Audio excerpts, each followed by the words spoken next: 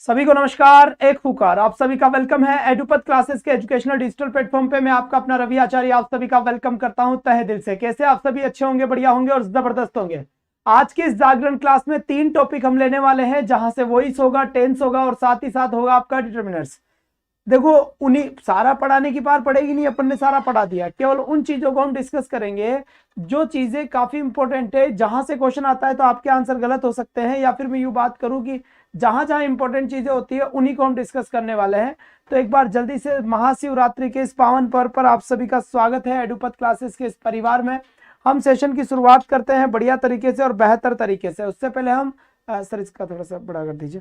इसके पहले हम बेटा सेशन को एक बार शेयर कर देते हैं ताकि सभी बच्चे टाइम से आ पाए बढ़िया तरीके से और बेहतर तरीके से। ठीक है, तो सबसे पहले बताया, एक बार कमेंट थोड़े से बड़े कर दे। बहुत बढ़िया, एक बार जल्दी से आ जाए। बहुत बढ़िया, good evening, very good evening साहब, गुड इवनिंग। बहुत बढ़िया बात है, यहाँ से शाबाश। इसके बाद Meenakshi, Vinod, Umesh Gupta, online DK watching from Mukherjee Nagar, बहुत बढ़िया बात है। तो सबसे पहले तो आप अपनी अपनी समस्याएं बता दें कि टेंस में, डिटर्मिनर्स में, और साथ ही साथ आपका एक टॉपिक कौन सा हुआ बेटा? वॉइस हुआ। वॉइस हुआ, उसमें आपकी क्या समस्या है? उसमें आपकी क्या समस्या है ये एक बार आप बता दें यहाँ से। बहुत बढ़िया बात है याद बेटा, बहुत बढ़िया बात है, शाबाश बेटा, बेहतरीन, वाह भाई वाह, उम्दा प्रदर्शन। ठीक है, तो बता दीजिए किसी को अगर किसी भी तरह की कोई समस्या है तो बता सकता है। सर तबियत खराब है हमारी, तो कोई बात नहीं बेटा। भाई प्रियंका ग्लास को नहीं ले, राज पंडित का कहना है प्रॉब्लम है सर। हाँ हाँ, वही प्रॉब्लम का सुलझावटा करने के लिए आए हैं। घबराए नहीं आप, बढ़िया बढ़िया तरीके से रहें, शानदार तरीके से रहें। तो एक बार जल्दी से आ जाए बेटा, बहुत बढ़िया बात है, शाबाश बेटा।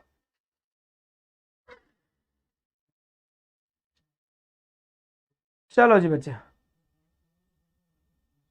बट ऑप्शन देखकर कंफ्यूज हो जाते हैं, कोई बात नहीं है, सारी समस्याएं सोल्व कर देंगे। अभी उन्हीं पे ही बात करूंगा बेटा, जो समस्या करती है, जो उन्हीं भी चीजों पे बात करेंगे, घबराए नहीं आप।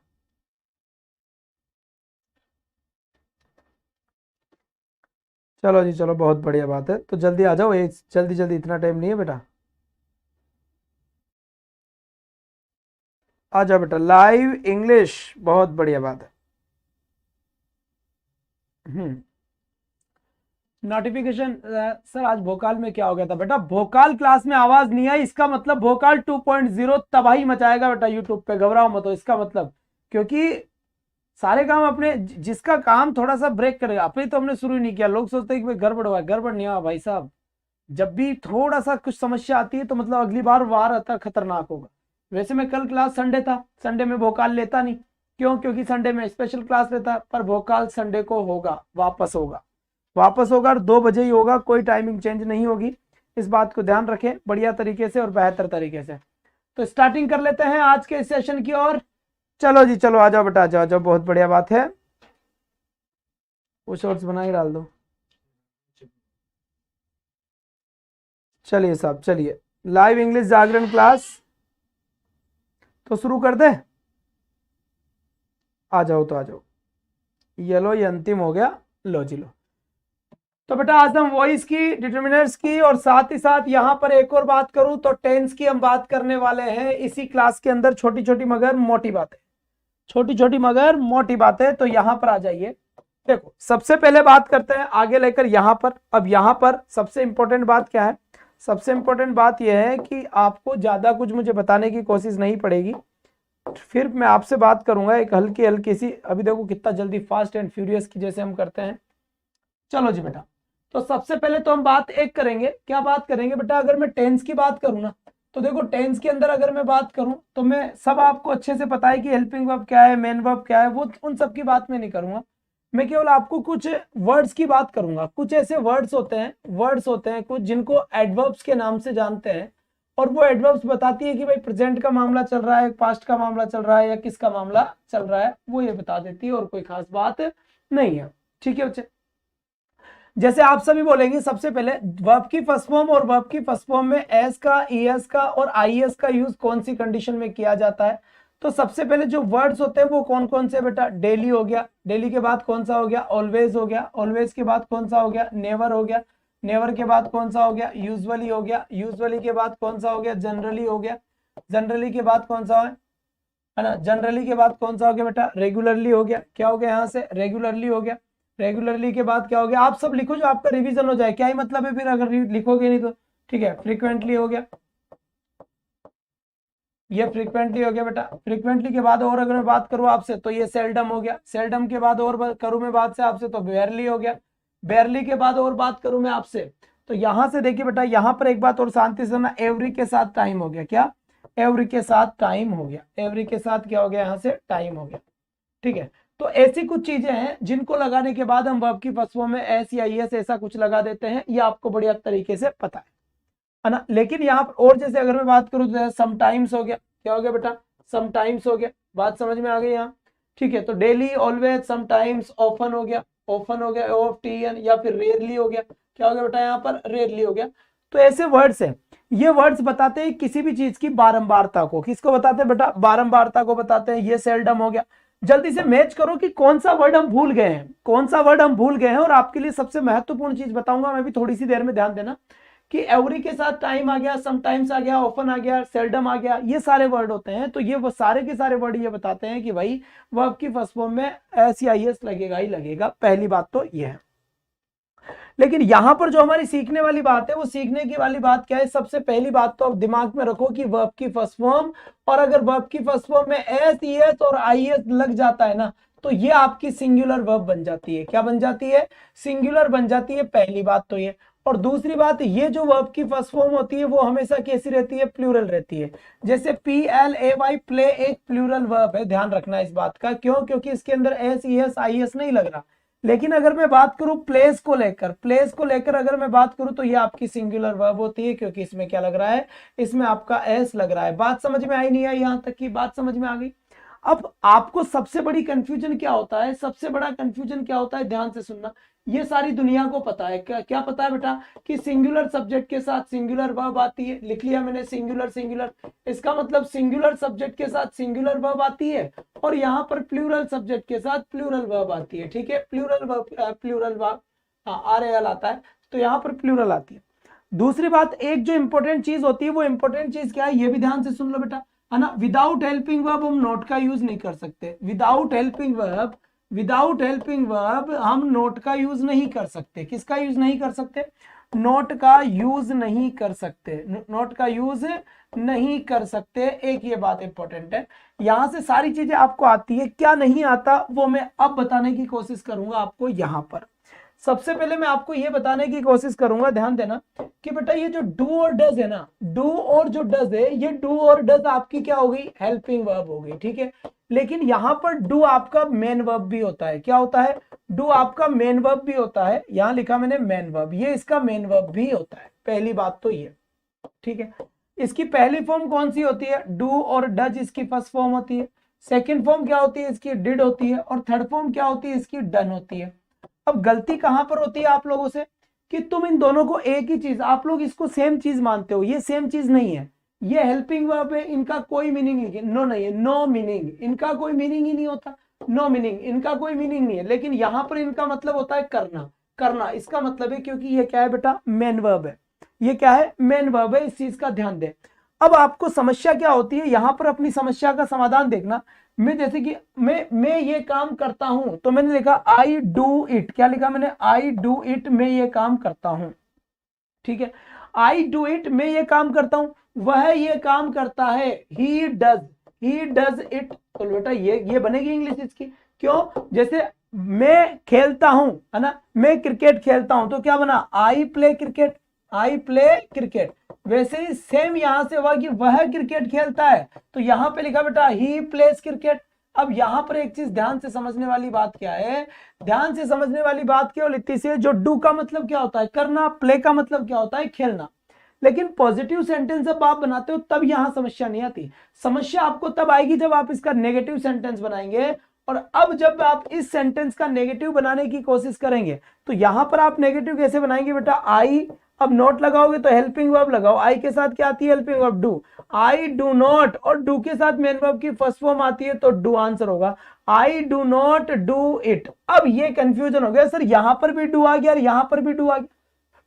ये आप थोड़ा सा कंफ्यूज यहां हो सकते हैं कि सर यहां पर भी डू आ गया और यहां पर भी डू आ गया, तो भाई यहां पर तो हेल्पिंग वर्ब आई है डू और यहां पर मेन वर्ब आई है डू, क्योंकि इसका मतलब करना होता है। जिसे प्ले की बनाऊंगा तो क्या लिखूंगा, आई डू नॉट, क्या लिखा, आई do not play, I do not play cricket. अब यहां पर देखिए सेम चीज आ गई, यहां पर भी डू नॉट है, यहां पे भी डू नॉट है, यहां पर भी वर्ब की फर्स्ट फॉर्म है, यहां पर भी वर्ब की फर्स्ट फॉर्म है। वो अलग बात है कि प्ले वर्ब की फर्स्ट फॉर्म है और ऊपर डू वर्ब की फर्स्ट फॉर्म है। तो इस तरीके से आपको दो बार डू का डू आ सकता है, एक हेल्पिंग वर्ब हो सकती है और दूसरी मेन वर्ब होती है, कोई टेंशन वाली बात नहीं है। तो I do not do it और I do not play it, ठीक है, प्ले क्रिकेट। अब यहां पे जब आप इसका नेगेटिव बना रहे होते हो तो कैसे बनाओगे, इसका नेगेटिव कैसे बनाओगे, आ जाओ, नेगेटिव कैसे बनाओगे, इस सेंटेंस का नेगेटिव आप कैसे बनाओगे, कैसे बनाओगे, सुनो, लिखोगे आप ही के बाद हेल्पिंग वर्ब लगाओगे आप डज, देखो ही डज। अब देखा इसका नेगेटिव बना के बताओ एक बार सभी बच्चे, ही डज, यहां पे लिखा मैंने he does not, he does not. अब डज के साथ वर्ब की कौन सी फॉर्म आती है, फर्स्ट फॉर्म आती है। याद रखना है इंग्लिश में डू डज और डिड, क्या लिखा बेटा, डू डज और डिड तीनों एक ऐसी चीज है, इन तीनों के साथ हमेशा वर्ब की फर्स्ट फॉर्म आती है। डू डज और डिड इन तीनों के साथ वर्ब का कौन सा फॉर्म आता है बेटा, फर्स्ट फॉर्म आता है।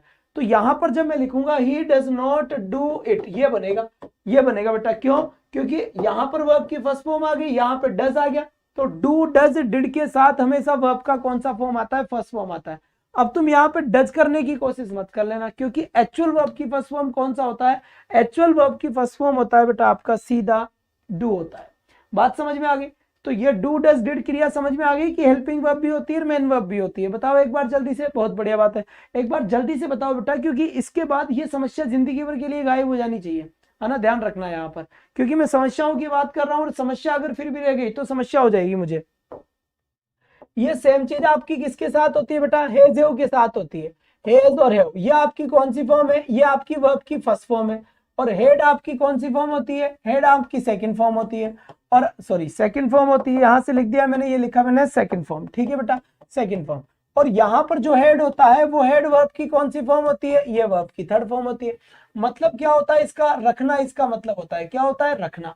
पर ये हेल्पिंग वर्ब भी होती है बच्चे, क्या होती है, ये हेल्पिंग वर्ब भी होती है। आपका हेज भी होता है और आपका हेव भी होता है और आपका हेड भी होता है, ये सब क्या है, हेल्पिंग वर्ब है। जब ये हेल्पिंग वर्ब होती है तो इनके साथ मेन वर्ब की कौन सी फॉर्म आती है, थर्ड फॉर्म आती है। इसका मतलब एक बात तय हो गई, जब मेन वर्ब की थर्ड फॉर्म आएगी तभी तो ये हेल्पिंग वर्ब होगी ना। अगर मेन वर्ब की थर्ड फॉर्म ही नहीं आ रही हो तो फिर ये हेल्पिंग वर्ब है ही नहीं। कैसे, समझना बात को। जैसे यहां मैंने लिखा राम, राम के बाद लिखा मैंने हैज और हैज के बाद लिखा मैंने called, Ram has called me. तो मेरे ये बात तो समझ में आ गई, कौन सी बात समझ में आ गई, कि यहाँ पर हैज हेल्पिंग वर्ब है। कैसे पता लगा मुझे, क्योंकि भाई ये मेन वर्ब है, और जब ये मेन वर्ब की थर्ड फॉर्म है तो इसके पहले क्या आएगा बेटा, ये हेल्पिंग वर्ब ही आएगा। अगर ये सेम क्वेश्चन मेरे पास होता कि राम हैड कॉल्ड मी, तो यहां से फिर मैं एक बात समझ जाता, कहो कौन सी, मैं बता देता हूं जौन सी। तो यहां पर समझ में आ गया कि राम मेरा सब्जेक्ट है बेटा, ठीक है। फिर मेरे ये समझ में आ गया कि हेड क्या है, यहाँ पर हेल्पिंग वर्ब है। सर तुम्हें कैसे पता लगा कि हेल्पिंग वर्ब है, बेटा ये मेन वर्ब की कौन सी फॉर्म आ रही है, थर्ड फॉर्म आ रही है। और जब मेन वर्ब की थर्ड फॉर्म आ रही है तो ये ऑटोमेटिक आपकी हेल्पिंग वर्ब होगी, कोई टेंशन वाली बात इसमें नहीं है। सेम चीज यहाँ पर और चीज देखना, जैसे मैंने यहाँ पे लिखा दे हैव, क्या लिखा बेटा, दे हैव कॉल्ड मी। यहाँ पर भी सेम चीज देखने को मिलेगी कि यहीं पर आप एक चीज देख रहे होंगे कि ये मेन वर्ब की कौन सी फॉर्म है, थर्ड फॉर्म है। तो फिर बेटा हैव कौन सी फॉर्म है, ये आपकी हेल्पिंग वर्ब है। ये कौन सी है, हेल्पिंग वर्ब है। अब मान लो मैं चेंज कर दूं, अब मैंने क्वेश्चन को लिखा ही हैज ए कार, क्या लिखा बेटा, ही हैज ए कार। तो भाई साहब चक्कर पड़ गया यहाँ पर। अब ही हैज ए कार के अंदर आप कहो कि हैज क्या है, ये तो मेन वर्ब है ही नहीं, ये तो हेल्पिंग वर्ब नहीं है। क्योंकि हेल्पिंग वर्ब तो जब होती जब इसके बाद मेन वर्ब की थर्ड फॉर्म आती, क्योंकि हैज हैव और हैड ये तभी तो हेल्पिंग वर्ब बनती है ना जब इनके बाद में मेन वर्ब की फॉर्म आती है। अगर मेन वर्ब की फॉर्म आती नहीं है तो फिर ये तो मेन वर्ब, थर्ड फॉर्म नहीं आई तो ये खुद ही मेन वर्ब है। अब ये वर्ब की कौन सी फॉर्म बेटा, ये वर्ब की फर्स्ट फॉर्म है। क्यों, क्योंकि ही अपना सब्जेक्ट क्या है, सिंगुलर है, इसीलिए यहां पर ही के साथ क्या आ गया, ही हैज ए कार। तो ये वर्ब की फर्स्ट फॉर्म है। लेकिन इसका मीनिंग निकला कि ही हैज ए कार, उसके पास एक कार है। लेकिन मान लो कार नहीं हो, मान लो कि कार नहीं हो, तो कार नहीं हो तो फिर नेगेटिव सेंटेंस कैसे बनाएगा, यही समझने वाली बात है। आ जाओ, मैंने लिखा ही, अब मुझे लगाना है बेटा नहीं है कार, तो नॉट तो बिना हेल्पिंग वर्ब लगता ही नहीं है। तो वर्ब की फर्स्ट फॉर्म, वर्ब की फर्स्ट फॉर्म में हेल्पिंग वर्ब क्या है, डू और डज, वही बात है। तो यहां पे लिखूंगा मैं ही के साथ क्या आएगा बेटा, डज, ही डज नॉट। और डू डज के बाद वर्ब की कौन सी फॉर्म आएगी, फर्स्ट फॉर्म, और फर्स्ट फॉर्म क्या है बेटा, हैव आएगी। गलती से तुम लोग क्या गलती करते हो कि यहाँ पर हेज कर दोगे, भाई हेज कभी आ ही नहीं सकती। डू डज और डिड के साथ हमेशा वर्ब की फर्स्ट फॉर्म आती है और फर्स्ट फॉर्म हमेशा हैव होगा, हेज नहीं होगा यहाँ पर, इस बात का ध्यान रखना। तो he does not have a car, ये बेटा इसका सही आंसर हो गया बेटा, correct answer, he does not have a car. यहां डज क्यों आया, क्योंकि भाई नोट आया, और जब नोट आता है तो हेल्पिंग वर्ब का आना जरूरी है, क्योंकि बिना हेल्पिंग वर्ब नोट का यूज नहीं होता। तो जब बिना हेल्पिंग वर्ब नोट का यूज नहीं होता तो फिर बेटा डज का आना जरूरी था यहाँ पर। बात समझ में आई नहीं आई, बहुत बढ़िया, शाबाश। अब मान लो इसी क्वेश्चन को मैं चेंज कर दूं, अब मुझे इसका आप नेगेटिव बना के बताओ, आई हैड ए कार, इसका नेगेटिव बनाओ जल्दी से, एज सुन एज पॉसिबल। कौन इसका नेगेटिव बनाया था, जल्दी बताओ बेटा। वी हैव ए कार, इसका भी नेगेटिव बनाओ जल्दी से। दोनों सेंटेंस के नेगेटिव जिसने बना दिए तो मैं समझ जाऊंगा कि उसका मामला बिल्कुल, सर हेज क्यों नहीं आया, बेटा हेज आता ही नहीं है, क्योंकि हेज और हैव दोनों ही फर्स्ट फॉर्म है, और जब भी आपको वर्ब की फर्स्ट फॉर्म लगानी पड़ेगी हैव का यूज करना है, हेज नहीं। हेज तो केवल सब्जेक्ट के अकॉर्डिंग आ सकता है कि जब आपका सब्जेक्ट सिंगुलर हो, उस कंडीशन में वो चीज आ सकती है। जैसे ये वाला क्वेश्चन था, तो इस वाले क्वेश्चन के अंदर मैंने क्या लिखा, आई हैड वर्ब की कौन सी फॉर्म है, बेटा ये तो वर्ब की सेकंड फॉर्म है। आई हैड ए कार यानी मेरे पास एक कार थी, अभी नहीं है बेटा, पहले थी। आई हैड ए कार यानी कि मेरे पास कार थी, तो बेटा ये पास्ट की बात कर रहा है। अगर ये पास्ट की बात कर रहा है तो इसका मतलब क्या हुआ, यहां पर अब हेल्पिंग वर्ब क्या आएगी, डिड आएगी, और फिर क्या आएगा यहाँ पे, नोट आएगा। सर डिड क्यों लगाया, क्योंकि बेटा ये सेकंड फॉर्म है। पास्ट के अंदर अगर हेल्पिंग वर्ब लगाने की जरूरत पड़ती है तो डिड लगाया जाता है, प्रेजेंट के अंदर लगाने की जरूरत पड़ेगी तो डू और डज लगाया जाता है, ये तो सिंपल सी बात है। तो यहां पे लिखा मैंने आई डिड नॉट, और बेटा डू डज और डिड के साथ जब भी मेन वर्ब की फॉर्म आती है, फर्स्ट फॉर्म आती है, तो I did not have a car, ये वर्ब की फर्स्ट फॉर्म है। मतलब बार बार मैं तुम्हें एक बात कहने की कोशिश कर रहा हूं कि जब भी वर्ब की फर्स्ट फॉर्म यूज करी जाएगी वो हैव यूज होगा। वो कौन सा यूज होगा बेटा, हैव यूज होगा। अब जिन बंदों ने गलती कर दी यहाँ पे डिड नहीं करा, वो उनका वैसे ही गलत हो गया, क्योंकि भाई डिड तब आता है, कब आता है मुझे बताओ, डिड कब आता है, डिड जब आता है जब सेकंड फॉर्म होती है, पास्ट की हेल्पिंग वर्ब डिड ही है। अब देखो यहां पर फिर क्या है, प्रेजेंट है, वी हैव ए कार, तो यहां पर मैं समझ गया कि भाई हैव तो प्रेजेंट है, मैंने कहा ठीक है नेगेटिव बनाओ, तो मैंने कहा वी के साथ नोट लगाऊंगा तो बिना हेल्पिंग वर्ब नोट नहीं आती। प्रेजेंट के अंदर हेल्पिंग वर्ब क्या है, डू और डज, तो वी डू नॉट, और डू के साथ वर्ब की कौन सी फॉर्म आती है, फर्स्ट फॉर्म आती है, तो we do not have a car. तो सही आंसर क्या है बेटा, हैव। तो मतलब ये हुआ कि जब भी वर्ब की फर्स्ट फॉर्म यूज करना पड़े डू डज और डिड के साथ, वो आपको हेज भी लिख कर देगा, पर आपको ध्यान रखना है कि डू डज डिड के साथ जब भी हेज वर्ब आती है या हैव वर्ब आती है तो हमेशा हैव ही आता है, इस बात का। We do not a car, अब यहां पर देखो कोई कोई बंदे बना रहे हैं we do not a car, अरे भाई दादा वी डू नॉट के बाद मेन वर्ब तो लिखनी पड़ेगी ना, मेन वर्ब तो लिखनी ही पड़ेगी या नहीं लिखनी पड़ेगी, मुझे बता दो, अच्छे से बता दो, लिखनी पड़ेगी, कोई टेंशन है ही नहीं इसके अंदर, बहुत बढ़िया बात है। अब चलते हैं आगे, यहां तक का मामला समझ में आया नहीं आया, पहले तो ये बता दो मुझे बेटा, यहां तक का मामला समझ में आया या नहीं आया, ये बता दो बेटा ना। कल 2 बजे भोकाल क्लास होगी, कंटिन्यू, संडे है लेकिन उसका कोई टाइम चेंज नहीं होगा। भोकाल क्लास, बिल्कुल भोकाल क्लास, भोकाल 2.0 जो चल रहा है, भोकाल 2.0 2 PM जो चलता है डेली उसी टाइम पे होगा। अगर ये वाला डू डज डिड और हेज वाला कॉन्सेप्ट समझ में आ गया तो थंब का निशान सेंड कर दो बेटा। प्रेजेंट के अंदर मुझे यही समझाना था और कुछ नहीं समझाना था, क्योंकि ये क्वेश्चन आता है, बार बार ये क्वेश्चन आता है, मेरी बात ध्यान रखना, बार बार ये क्वेश्चन आता है, ठीक है। तो यहां समझाने की बात बिल्कुल अपनी क्या होगी बेटा, कंप्लीट हो गई। अब दूसरी बात, यहां पर प्रेजेंट के कॉन्टिन्यूअस में आ जाओ, क्योंकि प्रेजेंट के इंडेफिनिट में और कोई ऐसी चीज नहीं है जो आपको समस्या कर सकती है, सारी बात टकाटक है, बस ये वाली चीज है जो आपको प्रॉब्लम ला सकती है बेटा। इसके बाद यहां से देखिए प्रेजेंट कॉन्टिन्यूअस में सबसे बड़ी समस्या क्या आती है, मैं आपको बताता हूं। प्रेजेंट कॉन्टिन्यूअस, जो प्रेजेंट कॉन्टिन्यूअस है, ये प्रेजेंट कॉन्टिन्यूअस के अंदर, या इससे पहले मेरी एक बात और सुन लो, यहां पर ये क्वेश्चन पूछता नहीं है लेकिन बेटा अच्छे से पूछ लेता है, कई बार धज्जियां उड़ा देता है अपनी बेटा। ये ऑलवेज के साथ हम क्या करते हैं बेटा, वर्ब की फर्स्ट फॉर्म या वर्ब की फर्स्ट फॉर्म में एस ई एस या आई एस लगा देते हैं, है ना, S E S I S लगा देते हैं अकॉर्डिंग टू सब्जेक्ट, यानी कि सब्जेक्ट के अकॉर्डिंग बेटा। तो यहां से वर्ब की फर्स्ट फॉर्म क्या होती है, हमेशा प्लूरल होती है, और वर्ब की फर्स्ट फॉर्म में एस या आई एस लगने के बाद कैसी हो जाती है बेटा, वो सिंगुलर हो जाती है, ठीक है, बहुत बढ़िया, शाबाश बेटा। अब चलो आगे, थोड़ा सा पेशेंस रखो, हर चीज समझ में आएगी, मेरा वादा है तुमसे। इंग्लिश में बेटा ऐसी कोई चीज नहीं है जिसको मैं अलग तरीके से ना समझा दूं, आप शांत रहो, है ना, बिल्कुल एक बार और आ जाएंगे, ठीक है। मैं लिख दिया तो पहले मैं इसे ही समझाऊंगा, इसके बाद आगे जाऊंगा, ये बात पक्की है, तो पहले ये समझो। लेकिन ऑलवेज के साथ बेटा देखो ALWAYS, ऑलवेज के साथ आपको इजेमार आईएनजी का यूज भी करना पड़ सकता है। इजेमार प्लस वर्ब की फर्स्ट फॉर्म में आईएनजी भी आता है।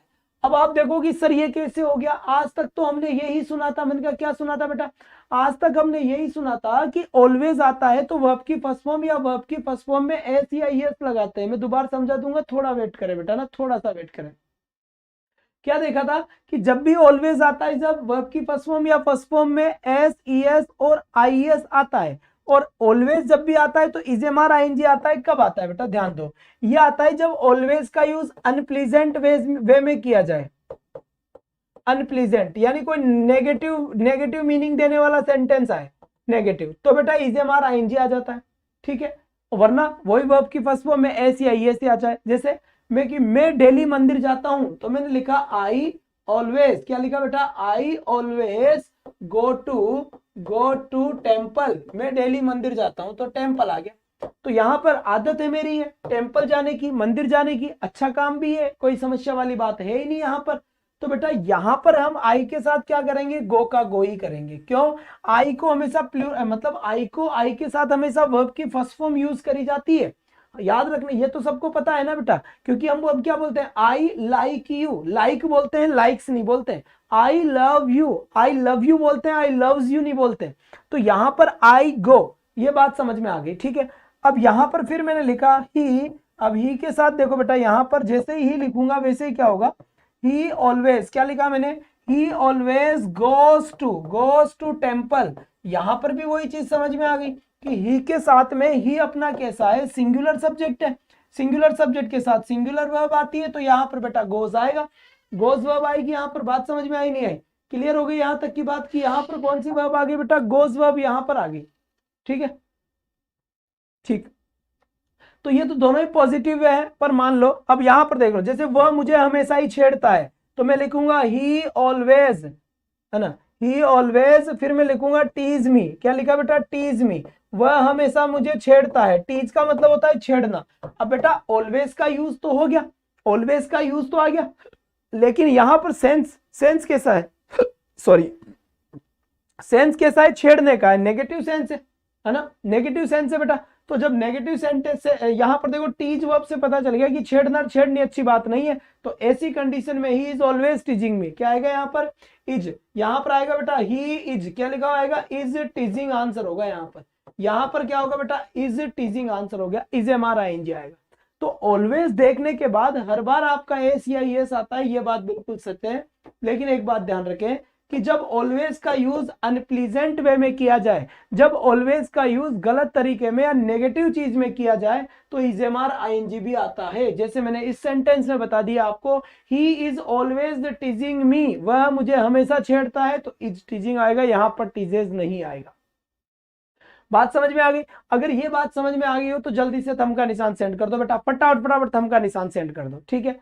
अब मैं चलता हूं आगे, थोड़ा सा यहां तक की बात तो समझ में आई गई होगी ना, कि ऑलवेज के दो यूज बताए हैं मैंने। ऑलवेज के साथ वर्ब की फर्स्ट फॉर्म में एस या ईएस आता है, ये बात हमने पढ़ी हुई है। लेकिन ऑलवेज आने के बाद इजेमार आईएनजी भी आ जाता है, ये बात हमें सीखनी थी। कब आता है, जब ऑलवेज का यूज अनप्लीजेंट या नेगेटिव चीजों में किया जाए। जैसे यहां पर है कि वह मुझे छेड़ता है, तो किसी को छेड़ना अच्छी बात है, गलत बात है, तो गलत बात है तो फिर ये नेगेटिव मीनिंग देगा बेटा, बिल्कुल सही बात। अगर नेगेटिव मीनिंग देगा तो फिर इजेमार आईएनजी आएगा यहां पर, शाबाश बेटा, बहुत बढ़िया बात है। अब चलता हूं मैं थोड़े से ब्रेक के बाद या पीछे वाली कॉलोनी में। तो पीछे वाली कॉलोनी में हम बात कर रहे थे, जैसे मैंने एक क्वेश्चन लिखा, मीरा, जैसे मान लो, ध्यान रखो बेटा, बिल्कुल प्रैक्टिकल होके पढ़ना है ना, इंग्लिश को नहीं पढ़ना, नॉर्मल बात कर रहे हैं अपन, तुम ठीक है ना, नॉर्मल बात कर रहे हैं। तुम्हें पता है कि सबके घर में, जैसे मान लीजिए मोटरसाइकिल है, सबके घर में हीरो होंडा स्प्लेंडर प्लस हो जाती है ज्यादातर। तो मैंने यहाँ पे लिखा बेटा राहुल, क्या लिखा मैंने, राहुल लिख दिया। राहुल हैड ए बाइक, इसका मतलब ये हुआ बेटा कि राहुल के पास क्या थी बेटा, बाइक थी। एक सेंटेंस तो ये है। अब मान लो एक और पड़ोसी है अपना, दोनों पड़ोसी राहुल है, यहां लिखा मैंने राहुल हैज अ बाइक। सबसे पहले तो मुझे ये बताओ कि इन दोनों सेंटेंस में तुम्हें एक बात तो मैं नहीं समझाऊंगा तो भी तुम्हें समझ में आ गई होगी। बताओ कौन सी बात समझ में आ गई होगी तुम्हें? ये दोनों में से एक बात तो समझ में आ गई बेटा कि इन दोनों में बाइक की बात चल रही है, लेकिन एक के पास तो अभी भी बाइक है और एक के पास पहले बाइक थी, अभी बाइक नहीं है। ये दोनों बात आपके समझ में आई नहीं आई, ये बताओ पहले। तो यहां से अगर ये देखा जाए कि भाई प्रेजेंट और पास्ट में से अगर ये देखा जाए कि प्रेजेंट का कौन है पास्ट का कौन है, तो आप बताओ कि आपका सही आंसर क्या होगा और क्या नहीं होगा। जल्दी से एज सुन एज पॉसिबल बताए बेटा, एज सुन एज पॉसिबल बताए यहां पर इसका सही आंसर क्या होगा और क्या नहीं होगा ना। बढ़िया तरीके से जल्दी जल्दी कमेंट करें यार, जल्दी जल्दी। तो ये पता लग गया। तो सुनो कैसे पता लग गया, सर यहां पर हेड लिखा हुआ है, मैंने कहा ठीक है लिखा हुआ है, तो सर ये तो हुआ पास्ट, मैंने कहा ठीक है भाई ये तो सेकंड फॉर्म है, ठीक है। फिर मैंने यहां पे लिखा हेज, तो बेटा ये हेज क्या है, ये वर्ब की फर्स्ट फॉर्म है, तो ये क्या है, प्रेजेंट है, बिल्कुल सही बात है। अब पहले तो मैं ये कहूं कि यहां पर हेड और यहां पर हेज जो आया है ये हेल्पिंग वर्ब है या मेन वर्ब है? तो आपको अच्छे से पता है कि बचपन में एक बात तुमने पढ़ी है, कौन सी पढ़ी है कि हैज, हैव और हैड, क्या लिखा, हैज और हैव और हैड के बाद मान लीजिए वर्ब की थर्ड फॉर्म आती है तो ये हेल्पिंग वर्ब होती है।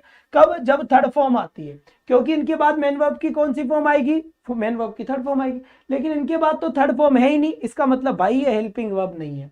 इसका मतलब क्या हो गया, ये हेल्पिंग वर्ब है ही नहीं, ये खुद ही मेन वर्ब है। तो इसका मतलब समझ जाओ कि हैज हैव आपका हेल्पिंग वर्ब का काम भी करता है और आपका मेन वर्ब का काम भी करता है। यहां तक की बात सभी के समझ में आ गई, बहुत बढ़िया बात है।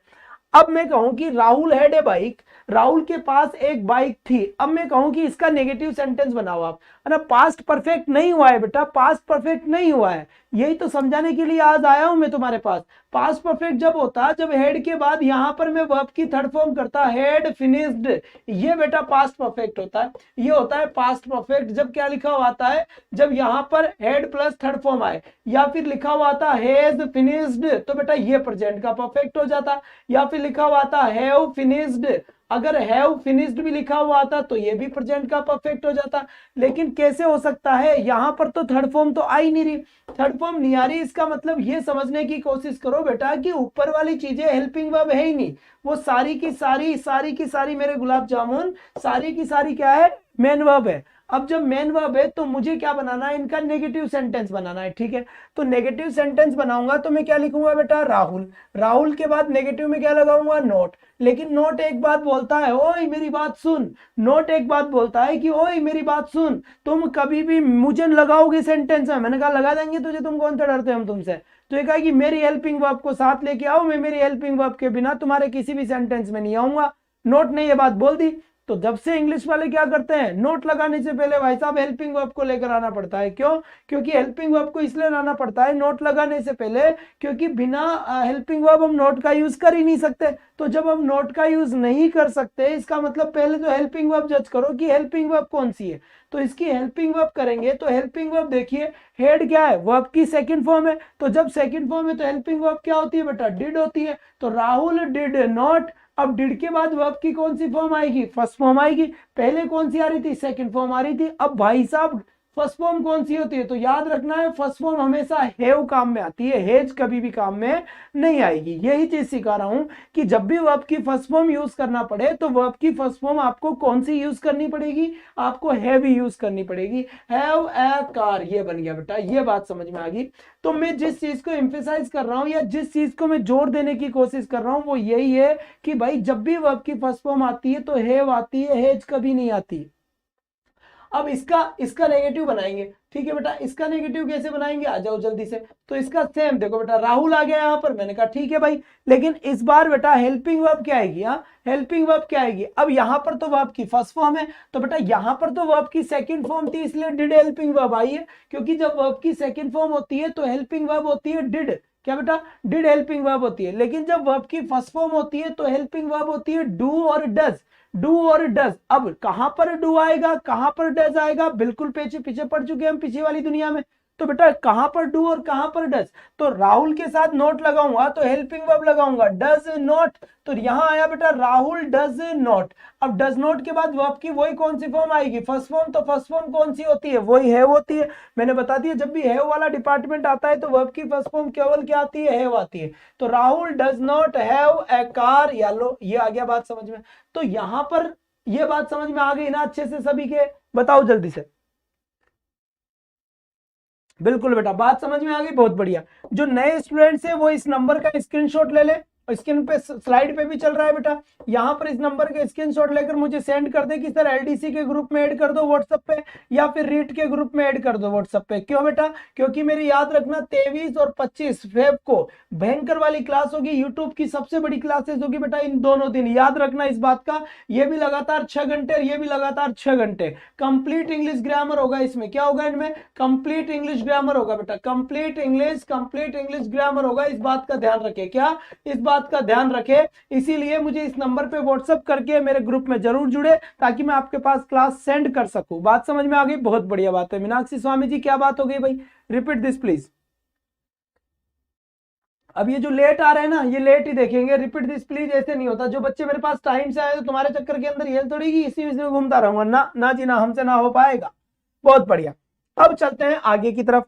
अब आगे की बात, आपके दिमाग में कहीं ना कहीं एक चीज आ रही होगी जो अक्सर मैंने आपको पढ़ाया है ना बेटा। टेंशन की कोई बात नहीं है। जो मेरी 6-6 घंटे की क्लास होगी 23 को और 25 को, सारी टेंशन दफा कर दूंगा बेटा। 300-400 क्वेश्चन होंगे हर तरीके के, तो तुम्हारी सारी टेंशन दूर कर दूंगा। बस तुम तैयारी कर लो। 23 को और 25 को, 23 को हम खेलेंगे सेमीफाइनल और 25 को खेलेंगे हम पूरा फाइनल वर्ल्ड कप के लिए। याद रखें इस बात को। यहां पर देखिए, आपको कई बार ये चीज आती होगी, सर कई सारी ऐसी वर्ब है, ये दिमाग में आया नहीं आया आप लोगों के बताना, कि कई ऐसी वर्ब होती है, कई ऐसी वर्ब्स है जो आईएनजी नहीं लेती, जो आईएनजी नहीं लेती। हिंदी लिखने में बड़ी समस्या है मुझे। आईएनजी नहीं लेती, ठीक है, नहीं लेती। अगर आप उनमें आईएनजी लगा देते हो ना तो वो सेंटेंस ही गलत हो जाता है। अब बात आती है सर वो कौन कौन सी वर्ब है? बिल्कुल ये समस्या तो आती है ना। जैसे मैंने एक सेंटेंस लिख दिया, आई एम लविंग यू, मैं तुमसे प्यार कर रहा हूं। भाई साहब गलत सेंटेंस हो गया, क्योंकि हमेशा सही सेंटेंस बनता है आई लव यू। आप लव में आईएनजी लगा ही नहीं सकते। फिर यहां पर लिखा है जैसे आई एम सीइंग यू, मैं तुम्हें देख रहा हूं, तो भाई साहब ये तो गलत हो गया। आई सी यू ही हमेशा होता है, ठीक है। या फिर आई एम लाइकिंग यू, क्या लिखा मैंने? आई एम लाइकिंग यू, यहां लिखा मैंने लाइकिंग यू। तो यहां पर हम देखेंगे कि यहां सही क्या होता है बेटा? आई लाइक यू, यही सही होता है। तो कुछ ना कुछ तो रीजन रहा होगा ना। या फिर I am hating you, HATTING, I am hating you, मैं तुमसे नफरत कर रहा हूं। इसका सही बनता है बेटा आई हेट यू। तो ये देखो, ये कई सारी ऐसी वर्ब है ना। या मान लो हमारे घर में दाल बनाई हींग डाल के, और हमने लिखा आई एम टेस्टिंग दाल, तो बेटा ये तो गलत हो गया। क्या लिखा जाता है? आई टेस्ट, है ना, आई टेस्ट दाल, ऐसे लिखा जाता है। तो ये सारे के सारे सेंटेंस क्या है? इनकरेक्ट है। क्यों? क्योंकि ये ऐसी वर्ब है जिनके साथ आप आईएनजी नहीं लगा सकते। क्या? ये ऐसी वर्ब है जिनके साथ आप आईएनजी लगा ही नहीं सकते। तो एग्जाम में ये आता है तो बेटा फिर ये सही होते हैं, ये हमेशा ही गलत होते हैं। बात समझ में आ गया?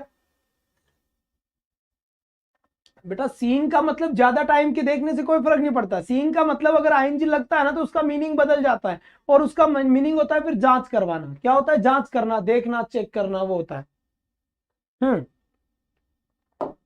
और अगर बात करें तो देखो, है ना, जैसे आई एम हैविंग ए कार, मैं एक कार रख रहा हूं, गलत सेंटेंस है। आई हैव ए कार, है ना। मैं तुमसे बात करना चाहता हूं, इसका मतलब ऐसा नहीं होगा कि आई एम वांटिंग, ये वांट के आईएनजी कभी लगेगा ही नहीं। I am wanting to talk, गलत आंसर है, गलत, रॉन्ग आंसर है बेटा। क्या होगा? आई वांट टू टॉक, क्या होगा? आई वांट टू टॉक, सही आंसर ये होगा। तो कुल मिलाकर इनमें आईएनजी नहीं लगता, ठीक है। अब यहां पर एक चीज देखना, जब मैंने यहां एक सेंटेंस लिखा था, अब बेटा खेल यहां से शुरू होता है ना, सच्चाई का खेल और ईमानदारी का खेल यहां से शुरू होता है। शांति से देखना, अगर मैं लिखता हूं आई एम, एक सेंटेंस लिखेंगे हम, आई एम लविंग यू, तो ये सेंटेंस तो हो गया अपने आप में गलत।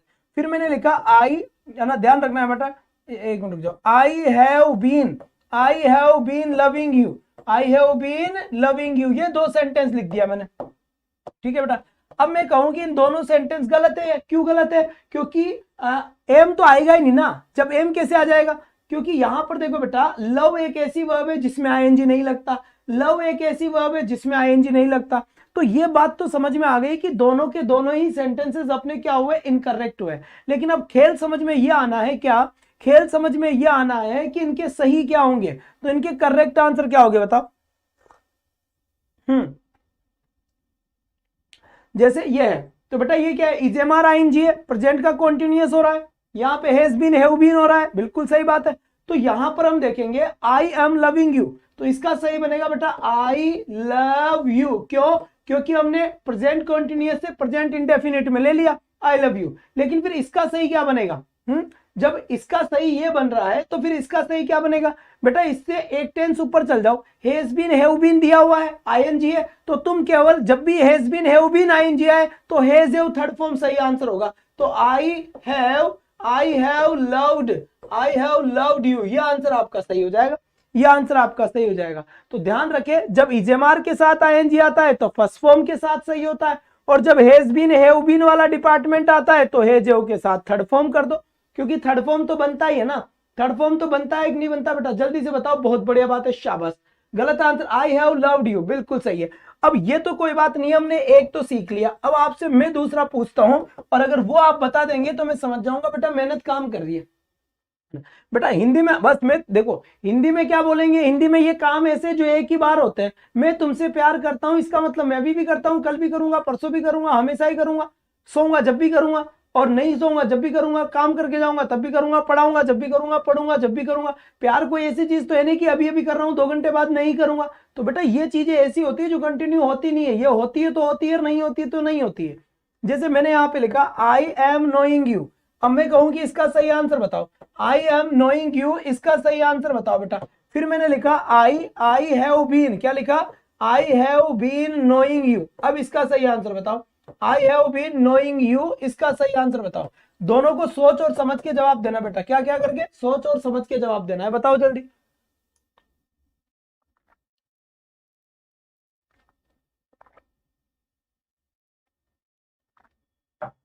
शाबाश बेटा, तो जल्दी से आंसर बता दीजिए, इसका सही आंसर क्या होगा और क्या नहीं होगा।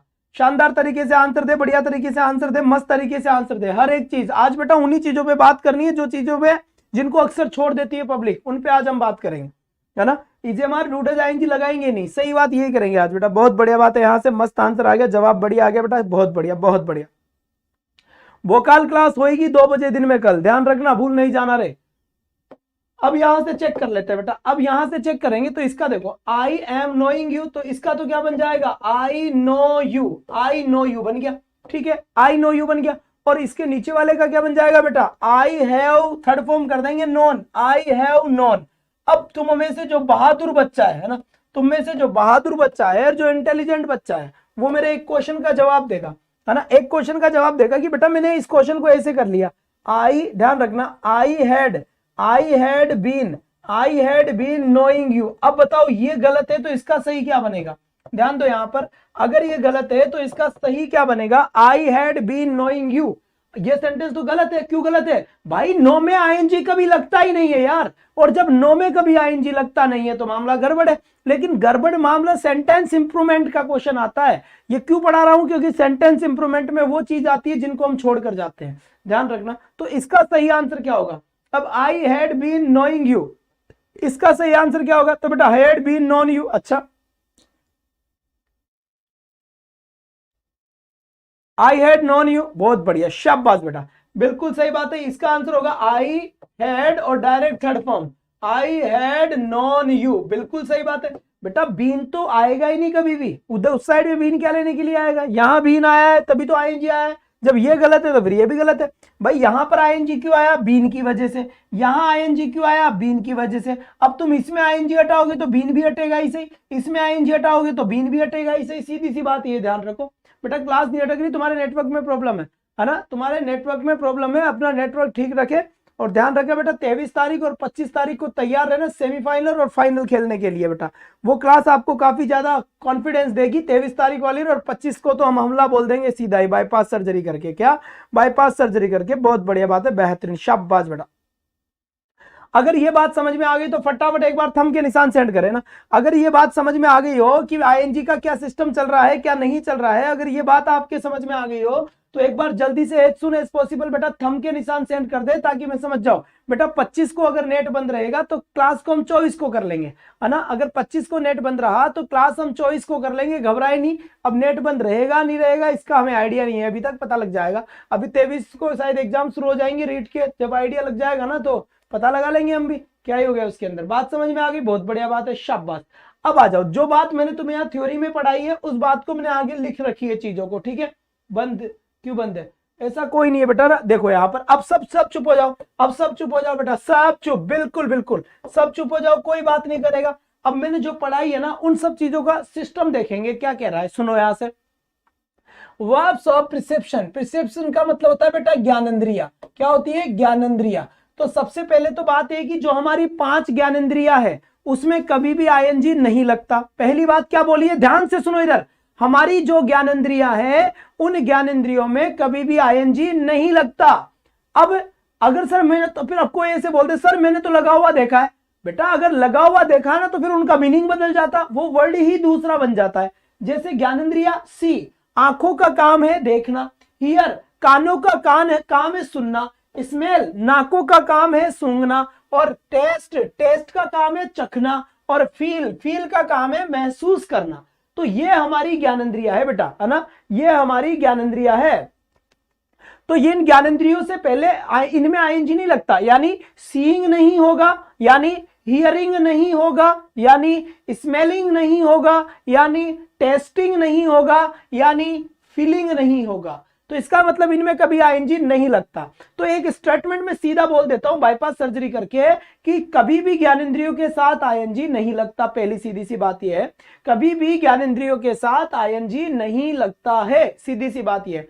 अब तुम कहोगे सर मैंने तो देखा है, तो बेटा वो वर्ड दूसरे हैं। जैसे सीइंग होता है, हियरिंग होता है, स्मेलिंग नहीं होता, टेस्टिंग नहीं होता, टेस्टिंग भी होता है, फीलिंग भी होता है। लेकिन ये इनके नहीं लग रहा वो आईएनजी, उनका मतलब ये अलग है ना। जैसे मान लो फील का मतलब क्या होता है, महसूस करना। अब डॉक्टर फीलिंग कर रहा है कि तुम्हारी नस कैसी है, तो वो नस को जांच रहा है, वो चेक कर रहा है। फीलिंग का मतलब होता है चेक करना।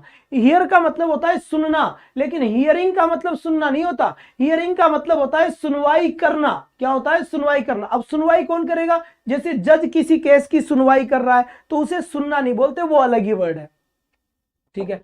अब यहां से आगे देखते हैं। जब इन वर्ब्स का प्रयोग बिना किसी विशेष प्रयास के सामान्य स्थिति में हो, इन्हें प्रेजेंट सिंपल में ही प्रयोग किया जाना उचित है। मतलब इनको प्रेजेंट सिंपल में ही उचित करते हैं जब नॉर्मल तरीके से इनका यूज किया जाए।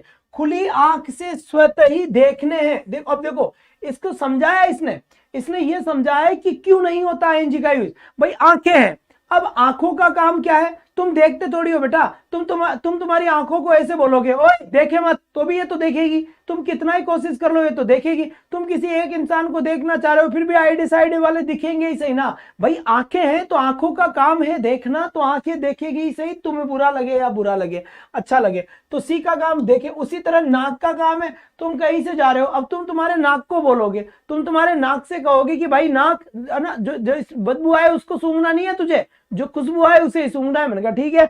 अब तुम्हारा नाक तुम्हारी बात मानेगा क्या? नहीं मानेगा। क्यों नहीं मानेगा? वो तो सूंघेगा बेटा, बिल्कुल बिल्कुल वो तो सूंघेगा, क्योंकि काम है उसका। वैसे कान का है, वैसे जीभ का है। तो सी, हियर और टेस्ट उपयोग व्यक्ति स्वतः ही काम करते हैं, ये अपने आप ही काम करते हैं इनका। स्पर्श यानी फील भी एक स्वतः होने वाला कार्य है, क्योंकि बेटा फील भी तो आपको स्वतः ही होता है। जैसे किसी से हमें यह महसूस करना है कि हाँ भाई किसी से अच्छा लग रहा है, तो तुम्हारे कहने से थोड़ी अच्छा लगेगा। तुम्हें कहीं बुरा लग रहा हो तो तुम तुम्हारे दिल से कह दो ओए थोड़ा सा अच्छा लग, तुम्हारे लगने से कुछ नहीं होगा। लगेगा तो लगेगा, नहीं लगेगा तो नहीं लगेगा। तुम्हारे बस में थोड़ी होता है, ये काम ऑटोमेटिक प्रोसेस है ये। तो इनमें आईएनजी नहीं लगता। क्यों? क्योंकि ये बेटा दिल के अपने आप होने वाले काम है ये। क्या? अपने आप। ठीक देखो, लेकिन अगर इन वर्ब्स का प्रयोग किसी विशेष उद्देश्य के लिए किया जाए, अब ध्यान से देखना यहां से चेंज हो रहा है। अगर किसी विशेष उद्देश्य के लिए किया जाए तो इनको कॉन्टिन्यूअस में प्रयोग किया जा सकता है। विशेष उद्देश्य के लिए किया जाए तो कॉन्टिन्यूअस हो सकता है, लेकिन जब इनके मीनिंग ही अलग अलग हो जाएंगे। जैसे यहाँ पे देखो, जैसे इन वर्ब्स में नोटिस, रिकॉग्नाइज भी शामिल कर लिए गए हैं। ठीक है बेटा, नोटिसिंग नहीं होता, रिकॉग्नाइजिंग नहीं होता है कुल मिला के। जैसे यहाँ से फिर देखो, कुछ वर्ब्स तो ये है जो सी, हियर, स्मेल, टेस्ट और फील, इनमें आईएनजी नहीं लगता बेटा। इसके बाद फिर देखिए, ये कहता है वर्ब्स ऑफ एपियरेंस। एपियरेंस का मतलब होता है लगना। ऐसी जितनी भी वर्ब होती है जिनका मतलब लगना होता है, लगना है ना, एपियर लगना, एपियरेंस, उनमें भी आईएनजी नहीं लगता। जैसे लुक ओहो, रिजेंबल ओ, सीम ओ, एपियर। एपियर का मतलब क्या होता है, प्रतीत होना, तो एपियरिंग नहीं होगा। सीम का मतलब प्रतीत होना, सीमिंग नहीं होगा। रिजेंबल का मतलब होता है लगना, रिजेंबलिंग नहीं होगा। लुक का मतलब होता है देखना, लुकिंग नहीं होगा। अब तुम कहोगे व्हाट आर लुकिंग बॉय, तो लुकिंग में अर्थ बदल गया ना। लुक का मतलब होता है देखना और लुकिंग का मतलब होता है यार कितनी अच्छी लुकिंग है इस बंदे की, वो मीनिंग बदल गया बेटा, मीनिंग बदल गया। जैसे लुक, मैं आई लुक, मैं देखता हूं, आई लुक, और looking, oh what are looking, यार लुकिंग का मतलब तो अलग वर्ड हो गया ना, कि उसकी लुकिंग कैसी है, उसकी लुकिंग बहुत अच्छी है ना। अब ये नहीं हो सकता कि आई एम लुकिंग यू, मैं तुम्हें देख रहा हूं, गलत आंसर है। I am looking you, ING कभी नहीं लगता बेटा। लुक और लुकिंग दोनों अपने आप में अलग अलग वर्ड है। लुक का मतलब देखना होता है, लुकिंग का मतलब होता है एक्सपीरियंस, वो आदमी दिख कैसे रहा है, तो ये वर्ड अलग हो गया। वर्ब्स ऑफ इमोशन, अगर कोई भी इमोशन वाली वर्ब हो, इमोशन का मतलब जितने भी दिल के काम होते हैं उनमें भी ज्यादातर आईएनजी नहीं लगता बेटा ना, नहीं लगता। जैसे वांट, वांट का मतलब होता है चाहना, तो आप वांटिंग नहीं कर सकते। डिजायर, डिजायर का मतलब होता है बेटा डिजायर, इच्छा, तो आप डिजायरिंग नहीं कर सकते। विश का मतलब होता है देखना, तो आप विशिंग नहीं कर सकते। हेट का मतलब होता है नफरत करना, तो आप हेटिंग नहीं कर सकते। होप का मतलब होता है आशा करना, तो होपिंग नहीं होगा। लाइक का मतलब होता है पसंद करना, लाइकिंग नहीं होगा। रिफ्यूज का मतलब होता है मना करना, रिफ्यूजिंग नहीं होगा। बिलीव का मतलब होता है विश्वास करना, बिलीविंग नहीं होगा, है ना। डाउट का मतलब होता है डाउट यानी संदेह करना, डाउटिंग नहीं होगा। लोथ का मतलब होता है बेटा नफरत करना, लोथिंग नहीं होगा। माइंड का मतलब होता है किसी चीज को माइंड कर लेना, माइंडिंग नहीं होगा। किसी को केयर करना, तो केयरिंग नहीं होगा। और डिटेस्ट करना, थोड़ी सी नफरत या थोड़ा सा नाराज वाराज होना नहीं होगा। अडोर, अडोरिंग नहीं होगा। एप्रिसिएटिंग नहीं होगा, एडमायरिंग नहीं होगा, फियरिंग नहीं होगा, एक्सेप्टिंग नहीं होगा। तो इनमें आईएनजी नहीं लगता है। अगर आईएनजी लगाकर दे दे और तुमसे सेंटेंस इंप्रूवमेंट पूछा जाए, क्या, अगर आईएनजी लगाकर दे दे और तुमसे अगर सेंटेंस इंप्रूवमेंट पूछा जाए तो याद रखना आईएनजी को हटा देना। लेकिन आईएनजी भी दो तरीके से हटेगा। कौन से तरीके से, एक तो आई एम नोइंग, तो आई नो यू, और वो अगर सेंटेंस दिया हुआ है आई हैव बीन नोइंग, तो फिर हैव के बाद थर्ड फॉर्म वाला। बात समझ में आ गई जो हम करके आए।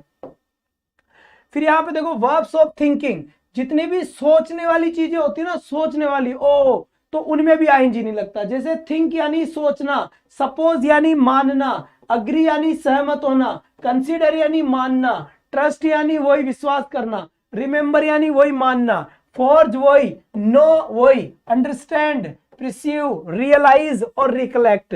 बेटा इनमें कभी भी क्या नहीं होता, इनमें क्या नहीं लगता बेटा, इनमें कभी भी आपका, शाबाश बेटा बेहतरीन, बहुत बढ़िया, इनमें आईएनजी कभी भी नहीं लगता है। ये बात आपको निश्चित रूप से जाननी है, अपने दिमाग में बिठानी है कि बेटा इसमें आईएनजी कभी भी नहीं लगता बेटा। शाबाश बेटा बेहतरीन, ये लगा चौका, आ गया मजा। अभी अब बेटा इसका एग्जाम्पल आएंगे, बेटा ध्यान रखना जब आएगा। वर्ब ऑफ पोजेशन, पोजेशन का मतलब होता है अधिकार। क्या होता है, अधिकार। देखो बेटा सबसे पहले तो ये पता होना चाहिए कि हम पढ़ क्या रहे हैं। हम ये पढ़ रहे हैं कि ऐसी कौन कौन सी वर्ब है अंग्रेजी में जिसके साथ आईएनजी नहीं लगता। इतनी सी छोटी सी बात समझा रहा हूं मैं। कौन सी बात समझा रहा हूं, ध्यान दो यहां पर। ऐसी कौन कौन सी वर्ब है जिसमें आईएनजी नहीं लगता, तो ये वर्ब करवा दूं, इसके बाद एग्जाम्पल है, इसके बाद क्या है, एग्जाम्पल है, घबराए नहीं आप। तो देखो पोजीशन का मतलब होता है अधिकार, तो जितने भी अधिकार बताने वाली वर्ब है उनमें भी आईएनजी नहीं लगता। जैसे बिलोंग, तो बिलोंगिंग नहीं होगा, ओनिंग नहीं होगा, ओनिंग नहीं होगा, पजेसिंग नहीं होगा, कंटेनिंग नहीं होगा, और हैविंग नहीं होगा, हैविंग नहीं होगा, इस बात का ध्यान रखना है। तो इनमें आईएनजी नहीं लगता। जैसे मान लीजिए अब यहां से देखो, है ना, जैसे यहां पर देखिए, यहां लिखा हुआ है, ध्यान दो, यहां पर ये सेंटेंस आ गया, we are seeing with our eyes, हम अपनी आंखों से देख रहे हैं। तो ये सेंटेंस सही है नहीं है, जल्दी से बताएं। अब यहां से एग्जांपल आ गया, यहां पर करेक्ट और इनकरेक्ट मैंने दोनों ही तरीके के सेंटेंसेस लिखे हैं ताकि मैं आपको समझा सकूं कि करेक्ट इनकरेक्ट क्या है। We are seeing with our eyes, हम अपनी आंखों से देख रहे हैं, तो ये सेंटेंस एक गलत सेंटेंस है। क्यों? क्योंकि आपको इस बात का पता है कि ज्ञानेंद्रियों से पहले आईएनजी नहीं लगता, चाहे वो सी हो, चाहे वो हियर हो, चाहे वो टेस्ट हो, चाहे वो स्मेल हो, और चाहे वो फील हो, महसूस करना हो, इनके साथ क्या नहीं लगता बेटा? आईएनजी का लगना गलत है। और अगर कहीं लगा हुआ दिख जाए तो समझ जाना वो अलग ही वर्ड है। फॉरगेट क्या होगा? फॉरगेटिंग नहीं होगा बेटा, फॉरगेट भी दिमाग का काम है, फॉरगेटिंग नहीं होगा, फॉरगेट में भी आईएनजी नहीं लगेगा। बहुत बढ़िया। फिर देखो यहां पर we see with our eyes, हम अपनी आंखों से देखते हैं, ये वाला सही आंसर होगा। अब पहले एग्जाम्पल से सारी चीजें क्लियर हो गई। जिसके मन में थोड़ा बहुत डाउट था, मेरे ख्याल से वो डाउट क्लियर हो गया होगा अब कि मेन चीज क्या है और क्या नहीं है। जल्दी से बताएं, डाउट क्लियर हुआ या नहीं हुआ कि मैं ये चीज बताने की कोशिश कर रहा हूं। आप सब्र किया करो बेटा, जब तक मैं तुम्हें ठीक तरीके से उलझा नहीं देता तब तक मैं फिर सुलझाने में मुझे मजा नहीं आता, क्योंकि मैं सबसे पहले आपके सामने प्रॉब्लम्स देता हूं। पढ़ाने का बेटा मेथड ही ऐसा है। कहते हैं बेटा इंग्लिश तो सभी पढ़ाएंगे, फिर क्या ही मतलब निकलेगा? कोई मतलब नहीं है, सभी ईजेएमआर आईएनजी करते हैं। लेकिन थोड़ा बेटा मैं क्या है, थोड़ा सा अलग हूं जी। बिल्कुल, मैं क्या करता है कि पहले आप लोगों को क्या कर देता हूं कि पहले आप लोगों को उलझा देता हूं मैं। क्यों? क्योंकि मुझे यह समझ में आ जाए कि आपको यह पता चल जाना चाहिए कि समस्या क्या है तुम्हारे सामने। जब समस्या पता लग गई फिर सॉल्यूशन में एक चुटकी में बता दूंगा, कोई टेंशन नहीं है। ठीक है, इसके बाद यहां से देखो ये, अब इसका तुम समझोगे। Are you hearing a strange noise? क्या तुम एक अजीब सी आवाज सुन रहे हो जो भूत सी आ रही है उस कमरे में से, दरवाजे अचानक खुल रहे हैं? तो यहां पर देखेंगे यार ये क्या चक्कर आ गया, मन का भाई क्या चक्कर आ गया? Are you hearing a strange noise? क्या तुम एक अजीब सी आवाज सुन रहे हो? तो भाई साहब मामला गड़बड़ हो गया। तो यहां पर तुम्हारे समझ में आ गया। अब बताओ कौन सी बात समझ में आ गई तुम्हारे? ये बात समझ में आ गई कि भाई साहब आईएनजी तो लगेगा ही नहीं इसमें। क्या बात समझ में आ गई बेटा? कि आईएनजी लगेगा नहीं, और मुझे ये नहीं बताना कि क्यों नहीं लगेगा। क्या मुझे ये भी नहीं बताना पड़ेगा कि क्यों नहीं लगेगा? क्यों नहीं लगेगा? क्योंकि आप अच्छे से समझ गए, इसमें हियर दिया हुआ है। हियर दिया हुआ है तो बेटा लगाने की जरूरत है ही नहीं। क्यों? क्योंकि ज्ञानेंद्रियों से पहले कौन कौन है? सी है, फिर कौन है? हियर है, फिर कौन है? टेस्ट है, फिर कौन है? स्मेल है, फिर कौन है? यहां से एक और बच गया, फील है। इनमें क्या नहीं लगता? आईएनजी नहीं लगता। अगर आईएनजी लग जाए तो समझ जाओ कि गलत है, और अगर आईएनजी लगा हुआ आ जाए तो समझ जाओ उसका सेंटेंस इंप्रूवमेंट करना ही पड़ेगा। बहुत बढ़िया, शाबाश बेटा। Are you hearing a strange noise? तो बेटा ये हियरिंग नहीं आएगा, हियरिंग नहीं आएगा तो फिर आर भी नहीं आएगा। तो वर्ब की फर्स्ट फॉर्म में ले लो इसे, do you here A strange noise. तो तुम समझ गए कि बी आंसर सही क्यों है और क्यों नहीं है। बात समझ में आई यहां तक? बहुत बढ़िया बात है। इसके बाद देखो, we are smelling with our nose, हम अपने नाक से सूंघ रहे हैं। अरे तुम क्या सूंघ रहे हो? तुम्हारे पास नाक है, तुम अपने आप सूंघोगे? तुम्हारी मर्जी है क्या सूंघने के लिए? अपने आप सूंघना पड़ेगा तुमको। तो यहां पर करेक्ट आंसर क्या हुआ? We smell with our nose, हम अपनी नाकों से सूंघते हैं। बात समझ में आई या नहीं आई? फिर यहां से देखो, आई एम फीलिंग यू। अब यहां से बताओ बेटा इसका सही आंसर क्या होगा? I am feeling you wrong, तो इसका करेक्ट आंसर क्या होगा? जल्दी से as soon as possible answer बता दीजिए बेटा इसका। अब तुम्हें आने लग गया होगा यार, अब तुम ज्यादा मत करो भाई साहब, ज्यादा मत करो।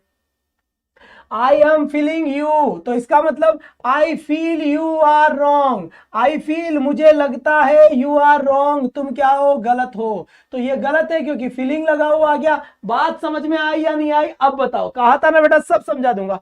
फिर यहां से देखिए, अगर मैं और लिखूं, और अगर आपके सामने लिखूं तो अब आप सही कर देना बेटा, ठीक है? मैं गलत सेंटेंस लिखूंगा, I am hating you, I am hating you, सही बनाकर लिखो जल्दी से, जल्दी से, एज सुन एज पॉसिबल। इसका सही क्या होगा, है ना? फिर लिखा मैंने आई एम हैविंग ए कार, क्या लिखा? आई एम हैविंग ए कार, सही है तो ठीक है, और गलत हो तो बेटा सही लिखो। आई एम अंडरस्टैंडिंग, क्या लिखा? I am understanding. बताओ बेटा सही है या गलत है? गलत है तो सही लिखो। फिर इसके बाद में मैंने यहां पे लिखा, ध्यान देना यहां पर, I am believing in God, BELIEVING, तो बिलीविंग इन गॉड। तो बताओ बेटा सही है या गलत है? यहां से सही है या गलत है? अगर गलत है तो सही बनाकर लिखो। अगर ये सारी चीजें मुंह पे नहीं आ जाए तब कहना, बिल्कुल मुंह पे नहीं आ जाए तब कहना कैसा क्वेश्चन गलत करोगे। देखिए, आई हेट यू, ये आ गया सही। आई हैव ए कार, ये हो गया सही। और लिखा यहां पर आई अंडरस्टैंड, ये हो गया सही। वर्ब की first form direct. I am believing, तो इसका होगा आई बिलीव इन गॉड, ये हो गया सही। बताओ बात समझ में, थोड़ा सा भी अगर कंफ्यूजन किसी के माइंड में है तो मुझे जरूर बता देना बेटा। और लगाएंगे, ठीक है, बात समझ में आ गई क्या यहाँ पर? बहुत बढ़िया, शाबाश बेटा, बहुत बढ़िया, बेहतरीन, वाह भाई वाह, करेक्ट आंसर, बात समझ में आ गई होगी मेरे ख्याल से। तो आ जाओ बेटा आगे। अब देखो यहां पर, यहां तक का खेल समझ में आया तो जल्दी से थंब के निशान सेंड कर दो, नहीं आया तो कोई बात नहीं है बेटा, आ जाएगा धीरे धीरे। अब यहां पर देखो, ये पॉइंट कहता है लेकिन निम्न स्थितियों में इन वर्ब का प्रयोग कॉन्टिन्यूअस में करना भी सही माना जाता है। अब कहां कहां पर सही माना जाएगा, ध्यान दो यहां पर, जैसे द सेशन जज इज हियरिंग आवर केस। जो सेशन जज है, मतलब ये जो जज है ना, इज हियरिंग आवर केस, वो हमारे केस को सुन रहा है। तो बेटा यहां पर हियरिंग सही है, क्यों? इसका मतलब इसलिए है क्योंकि इसका मतलब सुनना है ही नहीं, इसका मतलब होता है सुनवाई करना, सुनवाई करना। तो मैंने कहा था ना, वर्ड ही चेंज हो जाता है बेटा, हियर यानी सुनना और हियरिंग मतलब सुनवाई करना। तो सुनवाई करने के लिए हियरिंग का यूज होता है, तो ये हियर थोड़ी है, हियर अपने आप में अलग है। एम क्यों हटाया सर? बहुत बढ़िया बात है, वाह भाई वाह, एम क्यों हटाया? तुम भी बेटा 24 तोपों की सलामी है तुम लोगों को। कितने तोपों की बेटा? 24 तोपों की। अगर मैं यहां पर एम लव, देखो आई एम प्लेइंग कर दूं, आई एम प्लेइंग कर दूं मैं यहां पर, आई एम प्लेइंग क्रिकेट, ठीक है, जैसे मान लो ये है। अब मुझे ये बताओ सबसे पहले, यहां पर एम क्यों आया? ये एम इसीलिए आया क्योंकि यहां आईएनजी आया। अगर मैं इसको फर्स्ट फॉर्म कर दूंगा ना, आई एम प्ले, तो फिर बेटा यहां एम का कोई रोल नहीं है, क्योंकि एम क्यों आता है? जब आईएनजी आता है तब इजेमार आता है, क्योंकि इजेमार के बाद ही तो आईएनजी आएगा। यहां पर जब इजेमार ही नहीं है तो ये एम किस काम का? इसीलिए डायरेक्ट बनता है आई प्ले क्रिकेट। क्यों? क्योंकि इजेमार जब आता है जब आईएनजी, तो आईएनजी को हटा दिया तो एम क्या लेने के लिए रुकेगा? यहां पर कुछ लेने के लिए रुकेगा क्या? नहीं रुकेगा। चलो जी चलो, बहुत बढ़िया। तो यहां से देखो, द जज इज हियरिंग और केस, तो यहां पर हियरिंग हो सकता है, लेकिन कब? जब सुनवाई करने का मामला हो। We are thinking of going to USA next year. अब यहां पर देखो बेटा, यहां पर थिंकिंग सही है, थिंकिंग का मतलब यहां सोच नहीं है, थिंक का मतलब सोचना नहीं है। यहां पर we are thinking of going to USA, इस मुद्दे पर विचार कर रहे हैं, विचार करना है। थिंक यानी नहीं मैं सोच रहा हूं, नहीं, विचार करना वो अलग बात है बेटा, बहुत बढ़िया। फिर देखो, I am seeing my lawyer today, यहां सीइंग का मतलब होता है मिलना, जबकि सी का मतलब क्या होता है? देखना। I am seeing my lawyer today, मैं आज, क्या बोला? मैं आज, बिल्कुल बिल्कुल, मतलब इसका मतलब होता है प्लान करना, ये कर सकते हैं, योजना बनाना, प्लान करना होता है थिंकिंग का मतलब, यहां पर प्लान करना है। फिर यहां पर देखो, I am seeing my lawyer today, आज मैं अपने वकील से मिल रहा हूं, तो यहां होता है इसका मतलब मिलना। अब सीइंग हो तो फिर सी यानी देखना होता है, लेकिन सीइंग का मतलब होता है मिलना, तो मैं मिल रहा हूं अपने लॉयर से। फिर देखो, आई एम हैविंग, यहां पर देखो, I am having some difficulties with this puzzle, with this puzzle, I am having यानी कि मुझे कोई समस्या है, समस्या हो या फिर मजा आ रहा हो, तो उस दोनों ही कंडीशन के अंदर बेटा किसका यूज हो जाएगा? दोनों ही कंडीशन के अंदर आपका आईएनजी का यूज हो सकता है। कब? जब आप, जैसे मान लो आपको कि मैं पार्टी में मजे ले रहा हूं, तो I am having a party, I am having, देखो I am having a party, ये सेंटेंस सही है, I am having a party. लेकिन पता है इस हैविंग का मतलब क्या है? एंजॉय, एंजॉय करना, इसका मतलब क्या है? एंजॉय करना है, एंजॉय, आनंद लेना, रखना नहीं है। जब इसका मतलब रखना होता है तब यह आईएनजी नहीं लेता, लेकिन जब एंजॉय करना होता है तो यह आईएनजी ले लेता है। बात समझ में आ गई? बहुत बढ़िया। अब बात करते हैं बेटा, यह आपका आईएनजी वाला एपिसोड था टेंस के अंदर। इसके अलावा मुझे लगता नहीं है आपको कोई समस्या होगी टेंस में, कहीं पर भी कोई समस्या आपको नहीं है बेटा, ठीक है। बात समझ में आ गई क्या? इसके बाद यहां पर आ जाइए, यहां पर टेंस में और मेरे ख्याल से किसी को कोई समस्या नहीं है। सीइंग, हियरिंग, मेरे तो माँ तो चौक गो बेटा। सीइंग का मतलब होता है मिलना, हियरिंग का मतलब होता है सुनवाई करना। भाई पड़ोसी जज है, वो इस केस की सुनवाई कर रहा है यानी हियरिंग कर रहा है। मैं आज डॉक्टर से मिल रहा हूं यानी सीइंग लिख दो, तो बस खत्म कहानी। थोड़ा नेचुरल तरीके से पढ़ो ना, नेचुरल तरीके से पढ़ो बेटा। कैसे तरीके से पढ़ो? नेचुरल तरीके से पढ़ो तो ज्यादा बढ़िया रहेगा, बहुत बढ़िया बात है।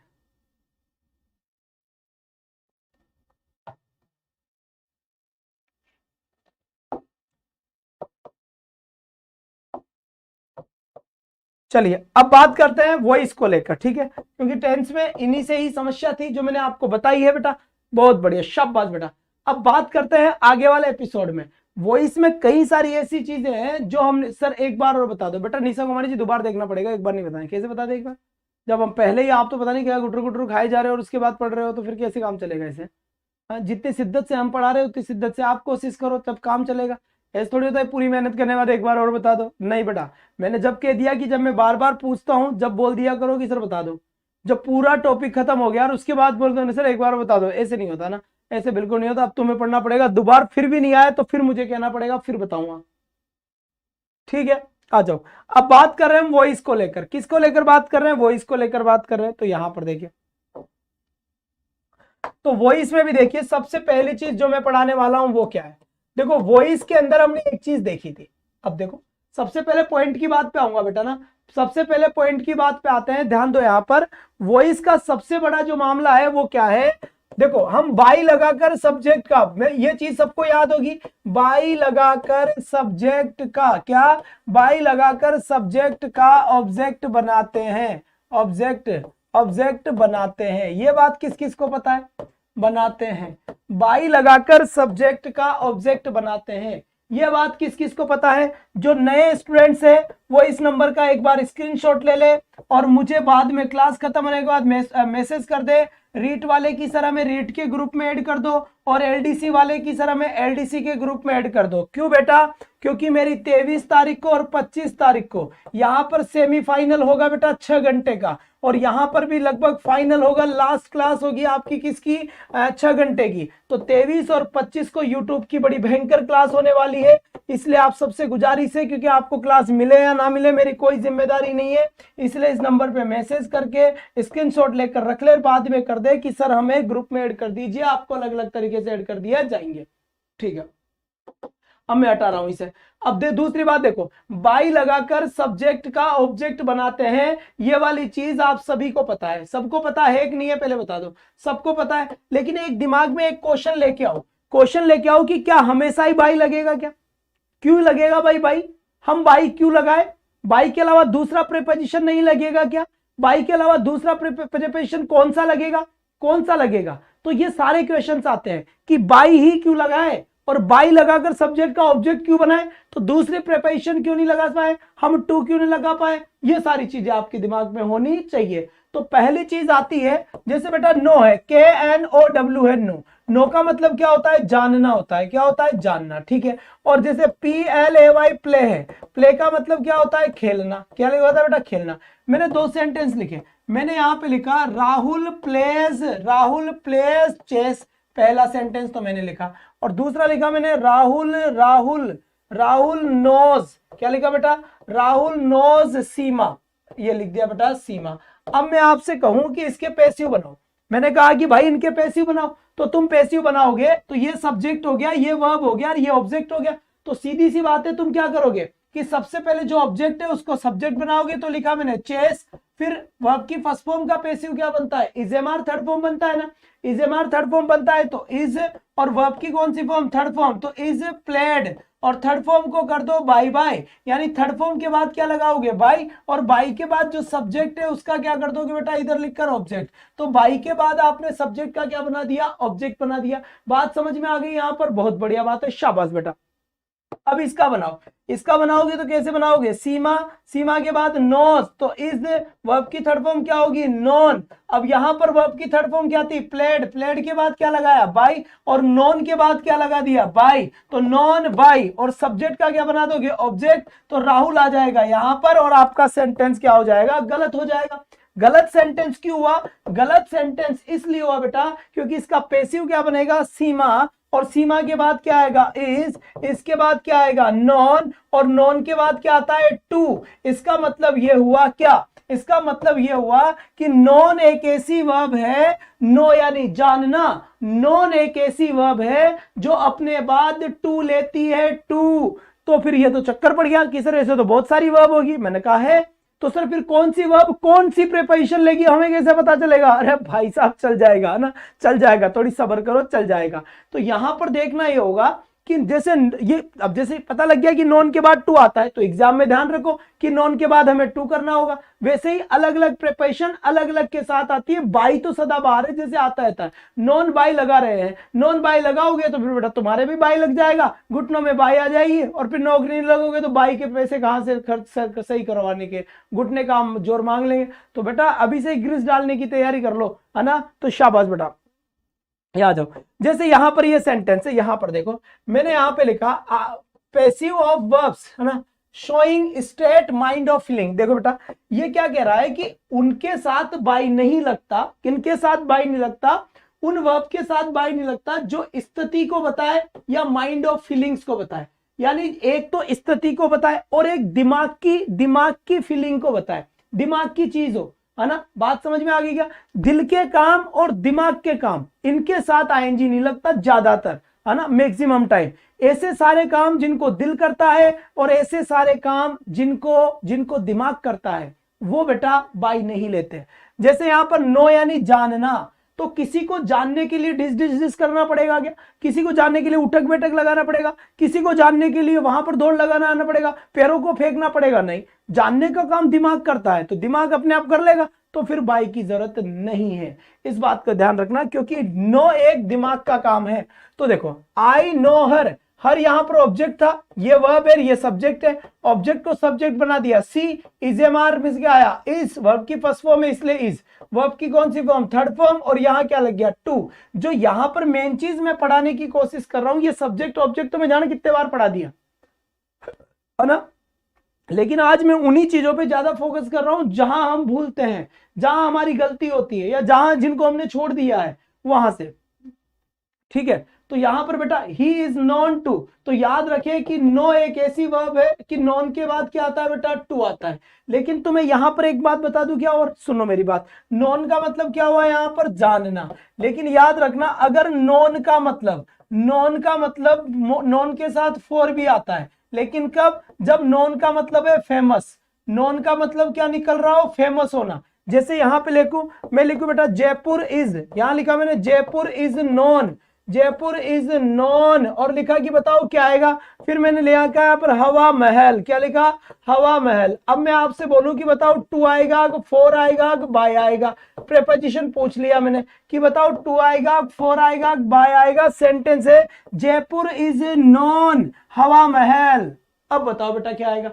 तो मेरे ख्याल से बात समझ में आ गई होगी, बिल्कुल सही बात समझ में आ गई होगी। जयपुर इज नॉन, जयपुर जाना जाता है, जयपुर जाना जाता है, किसके लिए जाना जाता है? फॉर हवा महल, यानी कि हवा महल के लिए जाना जाता है। तो यहां पर फॉर आएगा, क्योंकि नॉन का मतलब यहां जानना नहीं है। लेकिन यहां पर देखो सी इज नॉन टू मी, उसको जाना जाता है मेरे द्वारा, तो यहां पर टू इसलिए आया है। बात समझ में आई नहीं आई? बहुत बढ़िया बात है, बेहतरीन।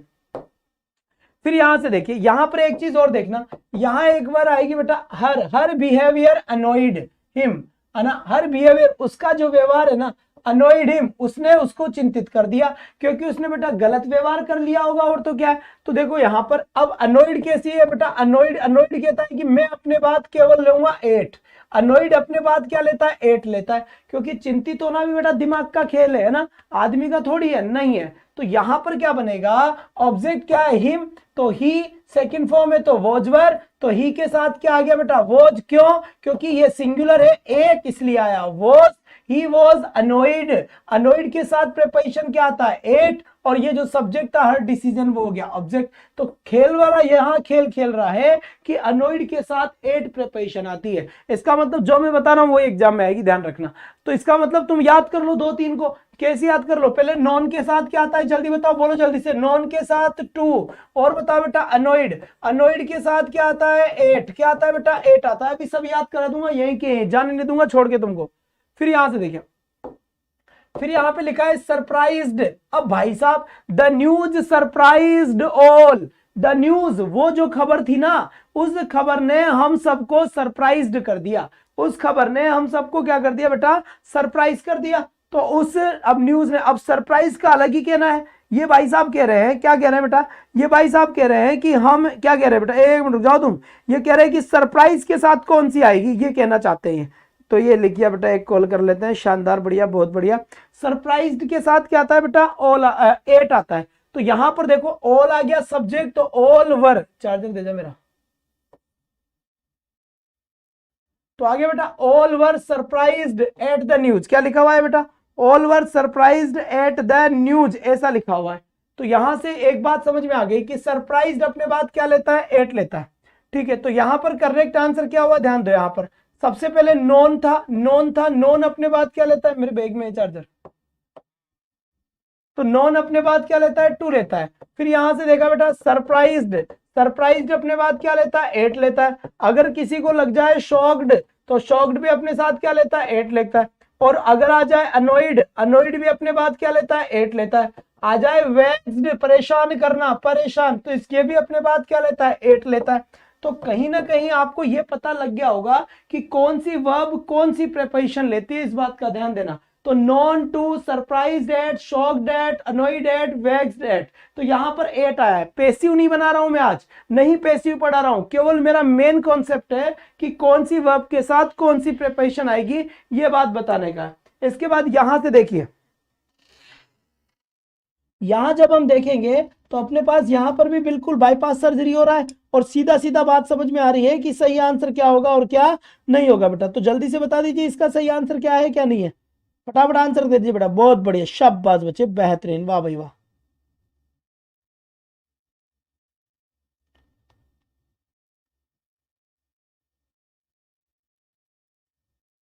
एक बार जिन बच्चों ने क्लास को लाइक नहीं किया है वो बेटा लाइक कर दो, जो थोड़ा मेरा भी मोटिवेशन बढ़ जाए, है ना। अब यहां से देखो, अब देखो बेटा, अब यहां पर एक खेल समझना है कि सर आपने अभी अभी तो हमें बताया था, क्या बताया था कि बेटा अनोइड के साथ आपने तो एट बताया था। तो सर फिर ये अनोइड के साथ बेटा यहां पर सर विद क्यों दे आया है, ये तो क्वेश्चन ही कमाल का है बेटा, ये तो क्वेश्चन ही बड़ा कमाल का हो गया। तो तुम यहां देखो कि अनोइड के बाद क्या आया, विद, तो विद के बाद क्या आया, इंसान है, कोई पर्सन है, कोई व्यक्ति है, तो बेटा व्यक्ति से चिंतित है ये आदमी, ठीक है। अब वहां पर एक चीज देखते हैं, यहां पर अनोइड एट हर बिहेवियर, यहां पर इंसान नहीं है, ये तो केवल उसके व्यवहार से चिंतित है, उसके व्यवहार से परेशान है वो, और कोई आदमी नहीं है। इसका मतलब बात समझ में आ गई, इसका मतलब यही एक बात समझ में आ गई, क्या बात समझ में आ गई कि अगर अनोइड यहां पर अगर अनोइड के बाद यानी किसी इंसान की बात चल रही है तो किसी पर्सन की बात होती है तो विद आता है, किसी व्यक्ति की बात होती है तो, और अदर चीज की कोई थिंग की बात होती है, कोई वस्तु की बात होती है, दूसरी चीज की बात होती है तो फिर बेटा एट आता है। तो यहां पर यह भी बात अपने को सीखने को मिली है। फिक्स्ड प्रेपोजिशन की क्लास में आपको अलग से दे दूंगा, घबराने की कोई भी बात नहीं है। बहुत बढ़िया बात है, बेहतरीन, उम्दा प्रदर्शन, वाह भाई वाह, शाबाश बेटा, बेहतरीन। तो तुम चिंता ना करें, फिक्स्ड प्रेपोजिशन की क्लास हम आपको अलग से दे देंगे, परवाह करने की आपको कोई भी टेंशन नहीं रहेगी मेरे ख्याल से, बिल्कुल आप टेंशन ना लें, मस्त तरीके से पढ़े, कोई टेंशन नहीं है बेटा, बहुत बढ़िया, शाबाश।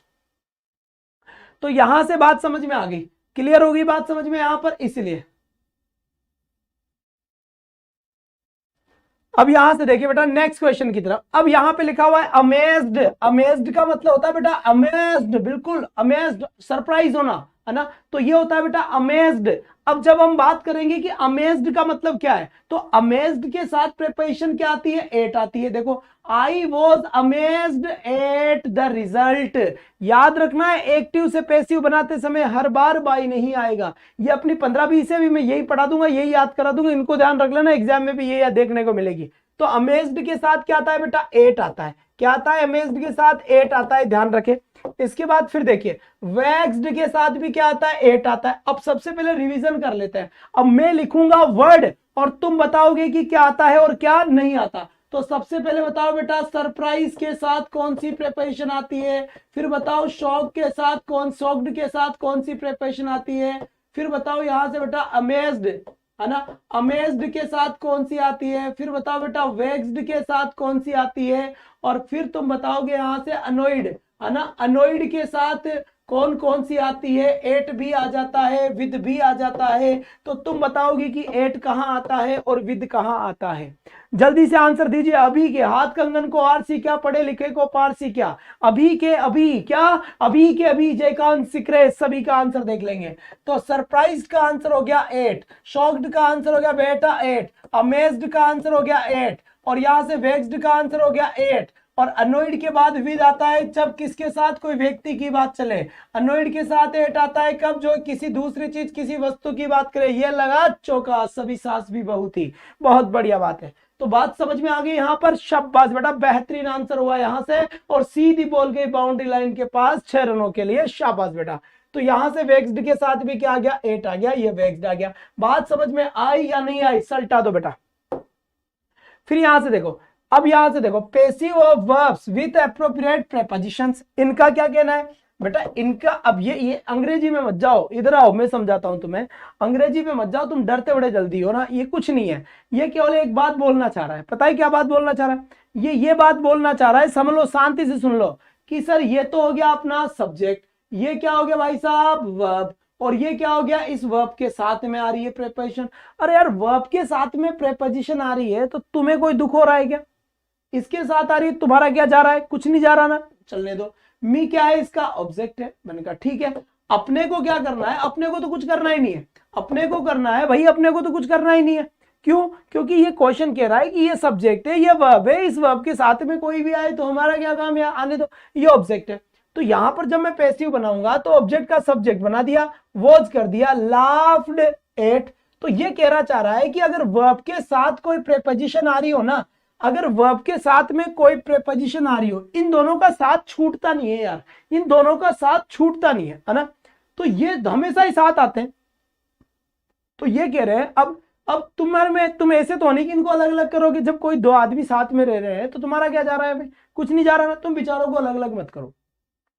ये एक्टिव में भी साथ में थे तो इनको पैसिव में भी साथ रख लो, खत्म। यही है, समझना यही है, समझना यही है कि अगर एक्टिव में किसी वर्ब के साथ कोई प्रीपोजिशन आ रही है तो तुम विचारों को प्लीज अलग अलग करने का काम मत करना, उनको साथ में ही रहने देना। पैसिव में भी तुम्हारा काम क्या है, आई वॉज लाफ्ड एट, फिर क्या लगाएंगे, बाई, और जो सब्जेक्ट उसका क्या कर देंगे, ऑब्जेक्ट।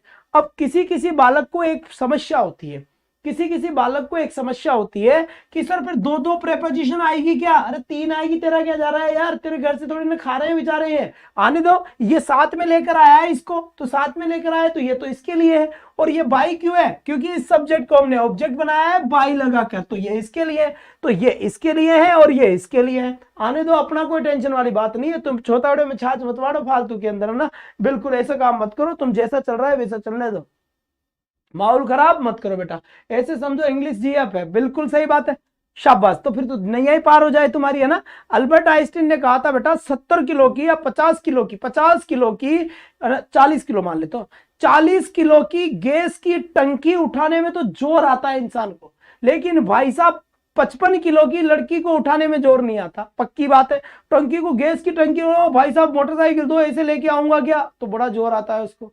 तो ये क्या है, आदमी का साइको का माइंड चलता है। क्योंकि जिस चीज को वो चाहता है तो फिर बेटा उसको फर्क नहीं पड़ता कोई कैसा भी हो। तो इसीलिए गैस की टंकी को कौन उठाना चाहे भाई साहब, उसके बछड़े कौन मारेगा जाके, है ना। लड़की चाहे 60 किलो की भी उठा लेंगे, क्या ही फर्क पड़ रहा है। तो वही चीज यहाँ है। यहां अगर तुम इंग्लिश को पढ़ने की कोशिश करो तुम्हारे मन से तो तुम पढ़ लोगे। पर यार अब क्या, अभी जैसे शेर शायरी हो, वाह भाई वाह, मजा आ गया, 3 घंटे की मूवी चल रही हो, मजा आ गया भाई साहब, कतई जहर।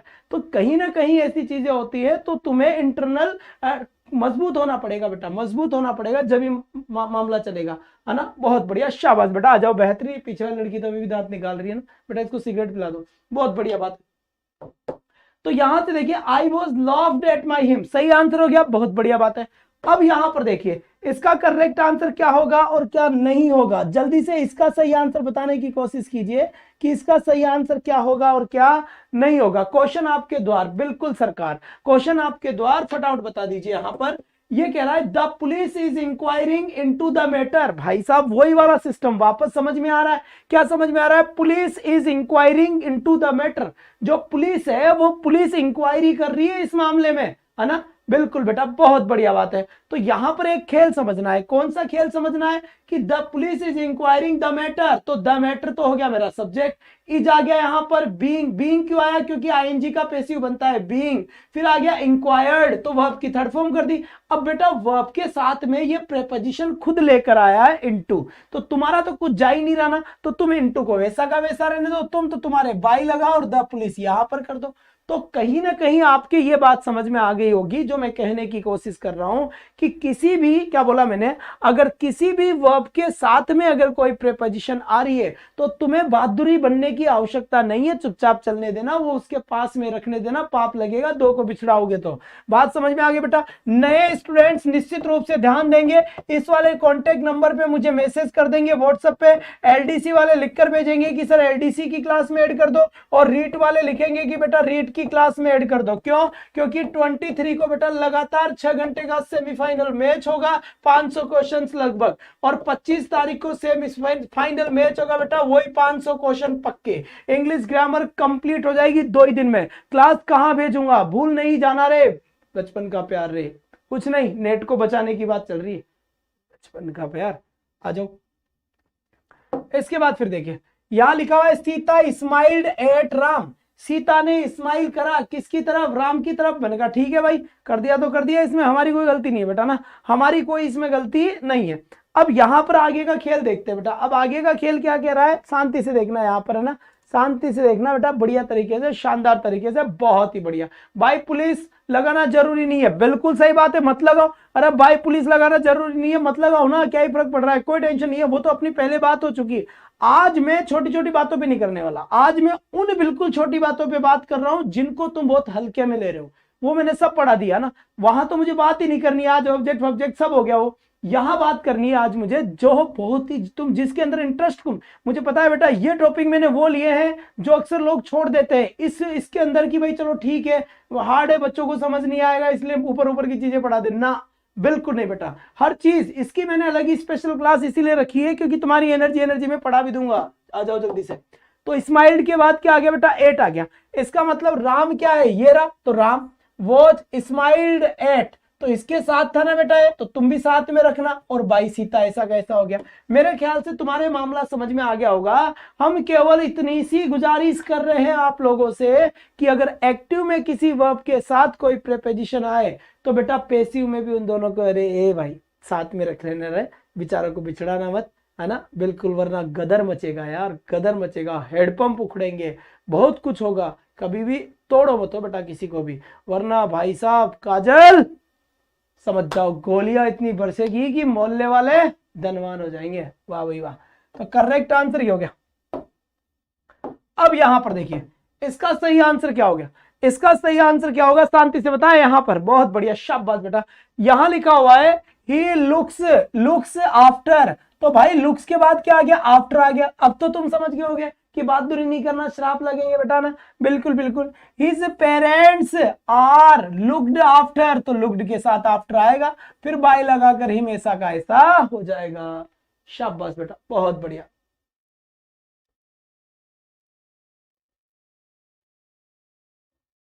हाँ साथ में ही रख देंगे, बिल्कुल सही बात बेटा, मेरी बातों को इधर उधर मत लेना, मैं तो सही बोल रहा हूँ, तुम पता नहीं क्या समझ रहे हो। आ जाओ जी सरकार, आ जाओ जी, नेक्स्ट क्वेश्चन की तरफ चलें। बहुत बढ़िया बात है, चलो अब यहां से बात करते हैं बेटा अगले एपिसोड में। यहां लिखा है रहीम भाई मॉक्ड एट, मॉक्ड के साथ क्या आ रहा है, एट आ रहा है। Mocked at our class teacher, mocked at का मतलब होता है मजाक बनाना, क्या होता है बेटा, मजाक बनाना होता है यहां से। तो यहां कहा जा रहा है कि रहीम जो है वो मजाक बनाते हैं हमारे क्लास टीचर का, ठीक है बेटा। तो यहाँ पे लिखा है आर क्लास टीचर, बहुत सारे टीचर वो मेरा मजाक बनाते हैं, ऐसे कहते हैं कि भाई साहब बालक क्या पढ़ाएगा, पता नहीं, यहाँ इतनी बड़ी गाड़ी आ रही है तो बालक लग रहे हैं, पता नहीं क्या ही हो रहा है ना, तो गलत बात है ये। तो Rahim mocked at our class teacher, जो रहीम है वो मजाक बनाता है हमारे क्लास टीचर का, तो our class teacher was mocked at, भाई साहब ये यहाँ पर भी था तो ये यहाँ पर भी है, छोड़ेगा नहीं है पूरे सातु, ये इससे कहता है कि सातु जन्म में रहूंगा तेरे साथ, मर भी गया तो मैं रहूंगा तेरे साथ, ऐसे कहता है ये। तो यही कह रहा है, तो तुम कौन सी खेत की मुगड़ी हो भाई, पलटा देगा ये, ध्यान रखना। चलो जी आ जाओ। अरे बेटा मैं तो पूरा सता ही हूँ, पढ़ाता कहाँ हूँ। ये देखो ग्वालियर से आए महाराज, बहुत बढ़िया, thank you so much Gwalior person, Gwalior के आदमी, बहुत बढ़िया, धन्यवाद आपका। ग्वालियर में भी बताओ लोगों को कि रवि आचार्य सर पढ़ा रहे, कहा करो ना बेटा, ध्यान रखना मेरा। 23 और 25 को जो अपनी फाइनल, सेमीफाइनल और फाइनल क्लास होगी बेटा 1000 प्लस वॉचिंग चलनी चाहिए। अभी से तैयारी शुरू कर दो मामा, आ जाओ यहां पर। तो बेटा यहां पर मॉक डेट हो गया। इसके बाद फिर आ जाइए, सेंटेंस की एक्टिव वॉइस में बनावट निम्न प्रकार की होती है। अब मेरी बात सुनो बेटा ना, इसको छोड़ो, ये तो मैं ऐसे लिखता हूं मेरे लिए, तुम्हारे लिए नहीं है, तुम्हारे लिए तो मैं हूं ना, इधर देखो। अब यहां पर देखो, कई बार इस टाइप के सेंटेंस आएंगे, आई आस्क्ड, मैंने पूछा, रानी रानी से पूछा, क्या पूछा बेटा, if she went to Jaipur, if she went to Jaipur. तो कई बार क्या होता है बेटा, कंडीशनल सेंटेंस का जुगाड़ आ जाता है एक्टिव और पैसिव में, मामला गड़बड़ हो गया। मामला क्या हो गया, गड़बड़ हो गया। कई बार एक्टिव पैसिव में क्या होता है बेटा, कई बार एक्टिव पैसिव में कंडीशनल सेंटेंस आ जाते हैं। तो उसमें सबसे पहली बात, तो जो कंडीशनल वर्ड है उसके साथ में जो सेंटेंस लिखा हुआ है उसका तो कुछ होता ही नहीं है, एज इट इज रखा जाता है, उसका पैसिव बनता ही नहीं है। पहली बात क्या बोले मैंने, दोबारा से देख ले, दोबारा से सुन ले। पहली बात ये ध्यान रखनी है बेटा कि कभी भी कंडीशनल सेंटेंस वाले को एक्टिव से पैसिव में कन्वर्ट करना हो तो जो कंडीशन बताने वाला वर्ड है, इफ आ गया और भी कोई भी आ जाए, तो उसके साथ वाला डिपार्टमेंट कभी भी नहीं बदलता है। देखो, if she went to Jaipur, Jaipur कुछ भी नहीं बदला। पैसिव हमेशा किसका बनता है, जो मेन क्लोज होता है, ये रहा मेन क्लोज। मेन क्लोज कौन सा होता है, जिसके साथ कंजंक्शन नहीं होता है, जिसके साथ कंजंक्शन होता है वो तो बनता ही नहीं है। तो मेन क्लोज जो होता है उसी का ही बनता है। सर एक बार और, क्या ही बताऊं, एक बार और, एक बार में सुना नहीं था। पूजा शर्मा पानी डालो, नींद ले रही है बेटा। ये कह रहा हूं कि जब भी कंडीशनल सेंटेंस के पैसिव से वॉइस बनवाए, एक्टिव से पैसिव बनवाए, तो उस कंडीशन में जो ये इफ वाला होता है ना, ये एक ये वाला, ये ऐसा का ऐसा आता है, कुछ भी चेंज नहीं कर। और जो बचा हुआ है जिसमें चेंज करना है उसका चेंज तुम्हें आता है, क्योंकि मैंने तुम्हें पढ़ा दिया। आस्क्ड वर्ब की कौन सी फॉर्म है, सेकंड फॉर्म, सब्जेक्ट हो गया, वर्ब हो गया और ऑब्जेक्ट हो गया। रानी, रानी लिखा यहां पर, ऑब्जेक्ट का सब्जेक्ट बना दिया रानी। आस्क्ड वर्ब की सेकंड फॉर्म है तो वो जाएगा, तो रानी वॉज आस्क्ड। अब ये करने की जरूरत नहीं है, आई बाय मी लिखने की कोई जरूरत नहीं है। If she went to Jaipur, खत्म कहानी, बस इसका पैसिव बना, जरूरत ही नहीं है। अरे आई का ऑब्जेक्ट कुछ जरूरत ही नहीं है, पूछ लिया, किसी ने तो पूछा होगा ना। इस सेंटेंस में अंडरस्टूड है कि किसी ने पूछा, तो कोई भूत बंगले तो है नहीं, किसी ने तो पूछा ही है। आगे बात समझ, वाह भाई वाह। इसके बाद अब एक सेंटेंस तुम बनाना, यहां पर इसको देखो, देखो ये क्या कह रहा है, यहां कह रहा है he asked me when I would complete my work. पहले इफ से पूछा था, अब की बार व्हेन से आया है वो क्लोज, तो व्हेन से क्लोज आया है। तो अब बताओ इसका आंसर क्या होगा। बड़ी शिद्दत से पढ़ो बेटा, बड़ी शिद्दत से पढ़ो, जल्दबाजी मत करो, आराम से पढ़ो, बढ़िया तरीके से पढ़ो, कोई टेंशन वाली बात नहीं है। तुम ऐसे घबराओ मत, बिल्कुल मत घबराओ, जो होगा वो देखा जाएगा। आई वाई गया घूमने, तुम्हें को आई बेटा अंडरस्टूड है, मैंने उससे पूछा तो रानी से पूछा गया, जैसे राहुल को उसका नाम पूछा गया, तो काम खत्म है ना बेटा। अब किसने पूछा है वो बताने की नीड नहीं है, ये बात पक्की है कि किसी न किसी ने पूछा है।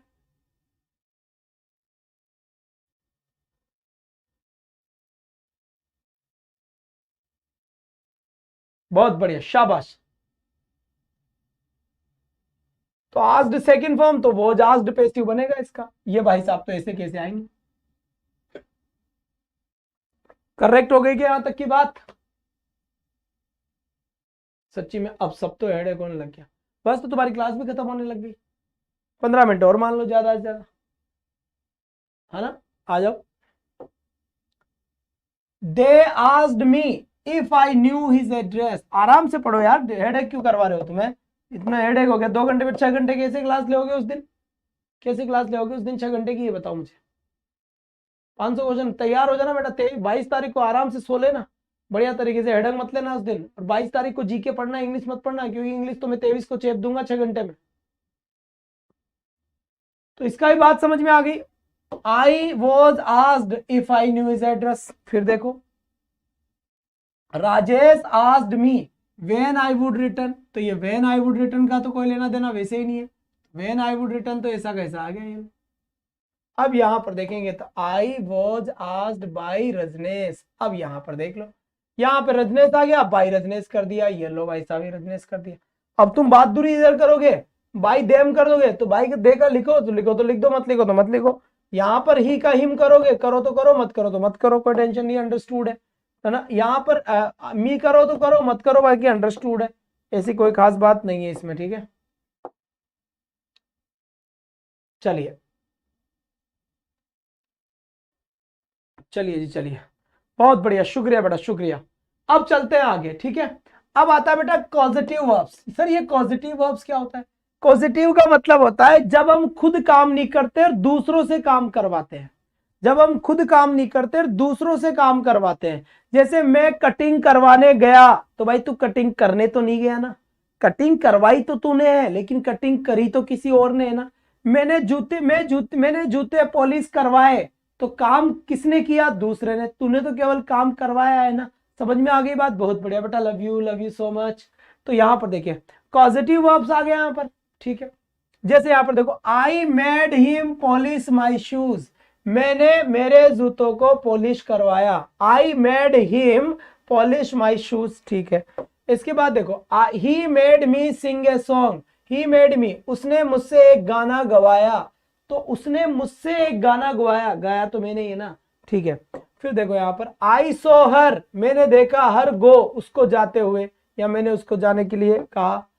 आई लेट हिम गो, मैंने उसे जाने को कहा, जा तो वो ही रहा है ना, ठीक है। तो यहां पर अब देखेंगे हम, यहां देखेंगे कि इनके पैसिव कैसे बनेंगे। आ जाओ, आई मेड हिम पॉलिश, तो यहां से देखो बेटा, आई made him polish my shoes, तो हिम का ऑब्जेक्ट है, वर्ब है, सब्जेक्ट है, सिंपल सा है। यहां पर ही करो, सेकेंड फॉर्म वॉज, मेड यहां पर हो ही गया। बस पॉलिश माई शू, इससे पहले वर्ब से पहले टू लगेगा, क्योंकि वो वैसे भी अकेली नहीं आ पाएगी। तो टू पॉलिश माई शू, केवल ये आंसर याद रखना। और कोई भी बेटा ये ऐसे कैसे याद करना पड़ेगा, इसका कोई तोड़ नहीं है, ज्यादा तोड़ भी घुसेंगे तो फिर यहाँ मारे जाएंगे, है ना। बेटा बाई यहाँ पे लगाओ या नहीं लगाओ, बाई का कोई रोल नहीं है यहाँ पे, ठीक है। जैसे देखो, I made me sing a song, छोड़ो इसे, तो मी का क्या हो गया, I was made, sing verb है, वर्ब को लिखोगे तो उससे पहले टू लगाओ, तो टू सिंग ए सॉन्ग, ये अपने आप में सही आंसर हो गया। वाह नहीं वाह, बहुत बढ़िया, शाबाश बेटा।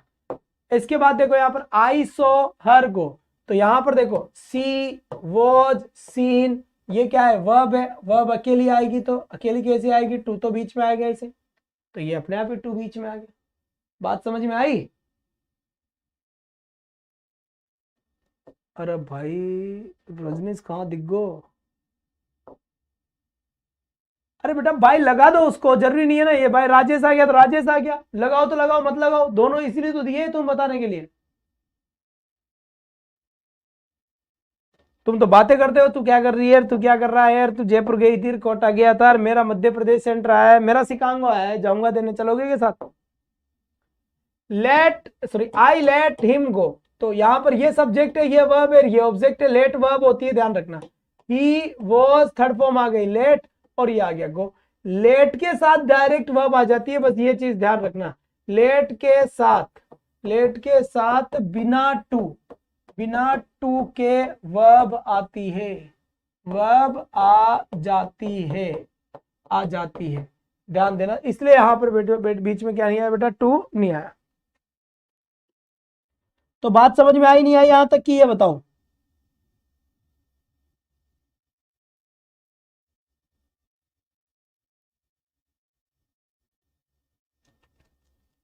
ठीक है, अब हम अभी बात कर रहे थे, क्या बात कर रहे थे बेटा?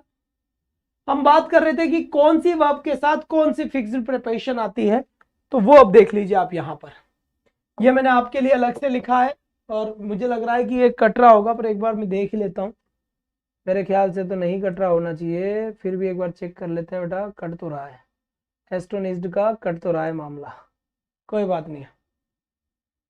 तो ये करो और ये थोड़ा सा ऊपर कर दो, ये लो कट रहा है, तो अब आ जाओ। चलो जी, तो यहां से आपको क्या देखना है, ध्यान से सुनना है यहां पर, बहुत बढ़िया। प्लीज्ड विद आता है, डिसप्लीज्ड, डिसप्लीज्ड, डिसप्लीज्ड के साथ भी क्या आता है, विद आता है। सेटिस्फाइड क्या आता है बेटा, सेटिस्फाइड के साथ भी क्या आता है, विद आता है। डिससेटिस्फाइड, डिससेटिस्फाइड की बात भी क्या आता है, विद आता है। एक लिखा है, बाकी मैंने दे दिया है। ध्यान रखना यहां पर कि प्लीज्ड के साथ, डिसप्लीज्ड के साथ, सेटिस्फाइड के साथ और डिससेटिस्फाइड के साथ विद आता है बेटा। नो, KNOW, नो के साथ क्या आता है, टू आता है। नो के साथ क्या आता है, टू आता है। और इंटरेस्टेड के साथ कंटेंट, कंटेंट के साथ भी क्या आता है, वो आता है, इन आता है। कंटेंट का मतलब होता है रखना, कंटेंट का मतलब क्या होता है, रखना। तो इंटरेस्टेड हो या कंटेंट हो, इनके साथ क्या आता है, इन आता है। सेटिस्फाइड के साथ विद आता है। एस्टोनिज्ड, यहां पर देखिए बेटा, एस्टोनिज्ड आश्चर्यचकित कर देने वाला, सरप्राइज्ड या फिर शॉक्ड आ गया, या फिर आपका क्या आ गया, वेक्स्ड आ गया। क्या आ गया बेटा, वेक्स्ड आ गया। या फिर क्या आ गया आपका, अमेज्ड आ गया। क्या आ गया बेटा, अमेज्ड आ गया। या फिर क्या आ गया आपका, अनोइड आ गया, ANNOYED, अनोइड आ गया। तो यहां सबके लिए क्या आता है बेटा, 8 आता है। सबके लिए क्या आता है, 8 आता है। दूसरी बात, एक चीज और ध्यान रखनी है कि यहां पर बेटा आपका अनोइड के अगर किसी पर्सन की बात चल रही हो, व्यक्ति की बात चल रही है, तो बेटा फिर क्या आ सकता है, फिर विद आ सकता है। क्या आ सकता है, विद आ सकता है। ठीक है, शाबाश। इसके बाद फिर देखिए यहां से, यहां वर्ड्स और प्रेपोजिशन लिखा हुआ है। ठीक, तो वर्ड्स और प्रेपोजिशन लिखा हुआ है, तो एक बात यहां पर भी समझनी है। देखो, डिसप्लीज्ड अभी बताया था मैंने, विद आता है। इंटरेस्टेड या डिसइंटरेस्टेड आए, इन्हीं आता है। सेटिस्फाइड या डिससेटिस्फाइड आए, विद आता है। लेट वर्ब की फर्स्ट फॉर्म है, सेकंड फॉर्म भी यही होती है, थर्ड फॉर्म भी यही होती है, लेट। देखो, डिससेटिस्फाइड के साथ क्या आता है, विद आता है। इंटरेस्टेड के साथ इन आता है, यहां लिख देता हूं इंटरेस्टेड, TERESTED, इंटरेस्टेड। इसके साथ भी क्या आता है, इन आता है। डिससेटिस्फाइड के साथ विद आता है। डिसगस्टेड के साथ भी क्या आता है बेटा, विद आता है। डिससेटिस्फाइड या डिसगस्टेड के साथ क्या आता है, विद आता है। डिपेंडेंट के बाद क्या आता है, ऑन आता है। डिपेंडेंट के बाद क्या आता है बेटा, ऑन आता है। ध्यान रखना इस बात का, ठीक है, बहुत बढ़िया बात है, शाबाश शाबाश। इसके बाद फिर देखिए यहां पर, अब देखिए और कुछ चीजें और है आपके साथ याद रखनी इनको। अमेज्ड के साथ 8 आता है, अभी अभी बताया था मैंने। अनोइड के साथ 8 आता है, अभी अभी बताया था। प्रिपेयर्ड कि तुम काई की तैयारी कर रहे हो, प्रिपेयरिंग फॉर, प्रिपेयर का मतलब होता है तैयारी करना, तो प्रिपेयर्ड के साथ क्या आता है, 4 आता है। एडिक्टेड किसी भी चीज का आदी हो जाना, एडिक्ट हो जाना, डिपेंड हो जाना, एडिक्टेड के साथ 2 आता है। कंपेयर टू यानी तुलना करना, कंपेयर के सेंस में भी क्या आता है आपका, 2 आता है। इसके बाद फिर देखिए यहां पर, यहां लिखा है बेटा नॉक का मतलब क्या होता है, खट, नॉक। तो नॉक्ड के साथ क्या आता है, 8 आता है। इनवाइटेड के साथ क्या आएगा बेटा, 2 आएगा। लिसन के साथ क्या आता है, 2 आता है।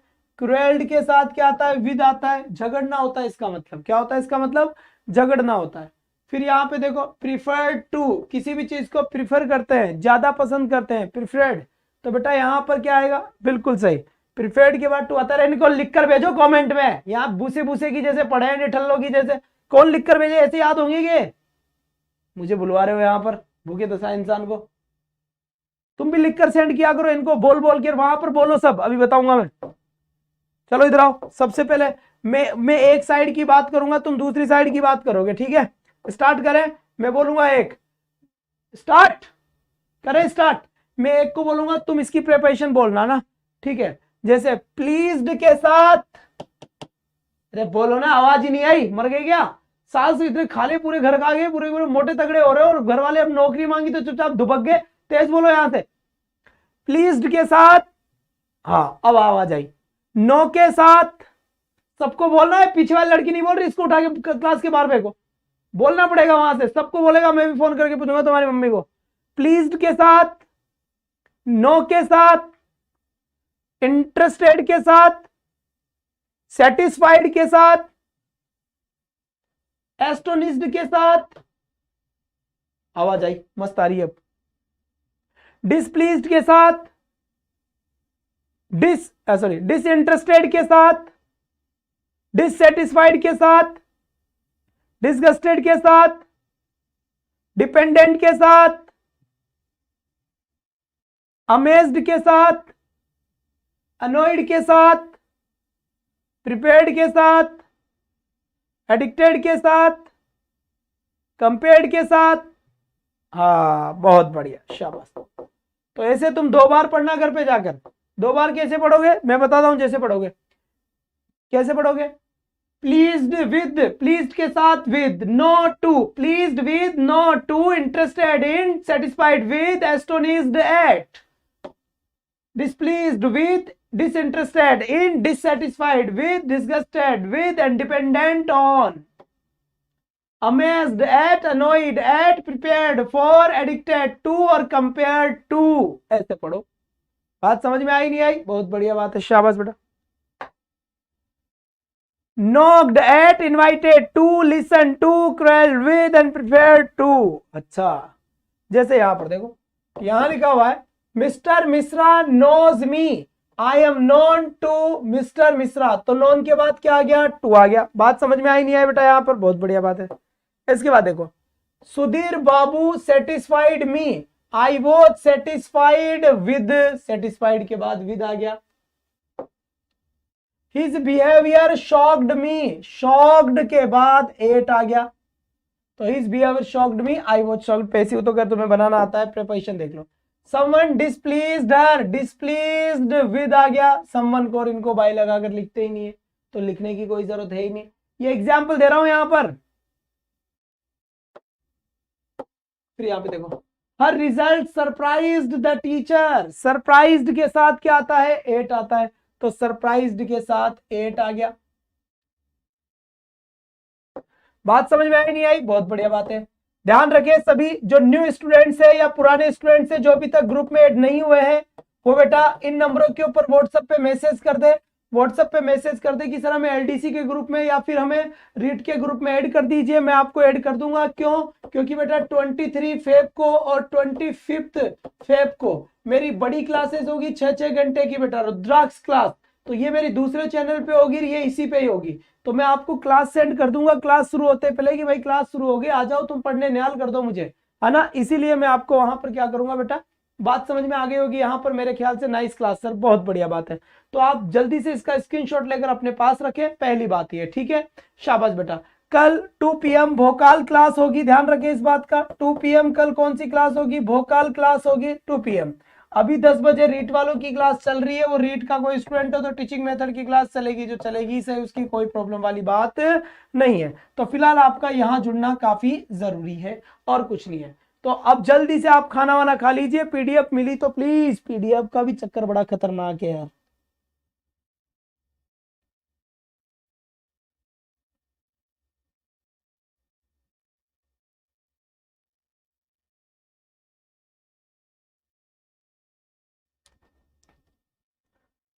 शाबाश बेटा, ठीक है। तो अभी तो 2-2 घंटे की क्लास है, 1.5-1.5 घंटे की क्लास ही लेंगे। इसके बाद जैसे ही थोड़ा बहुत टाइम मिलेगा तो आपको 2-2, 3-3 घंटे की क्लासेस में जल्दी दे दूंगा।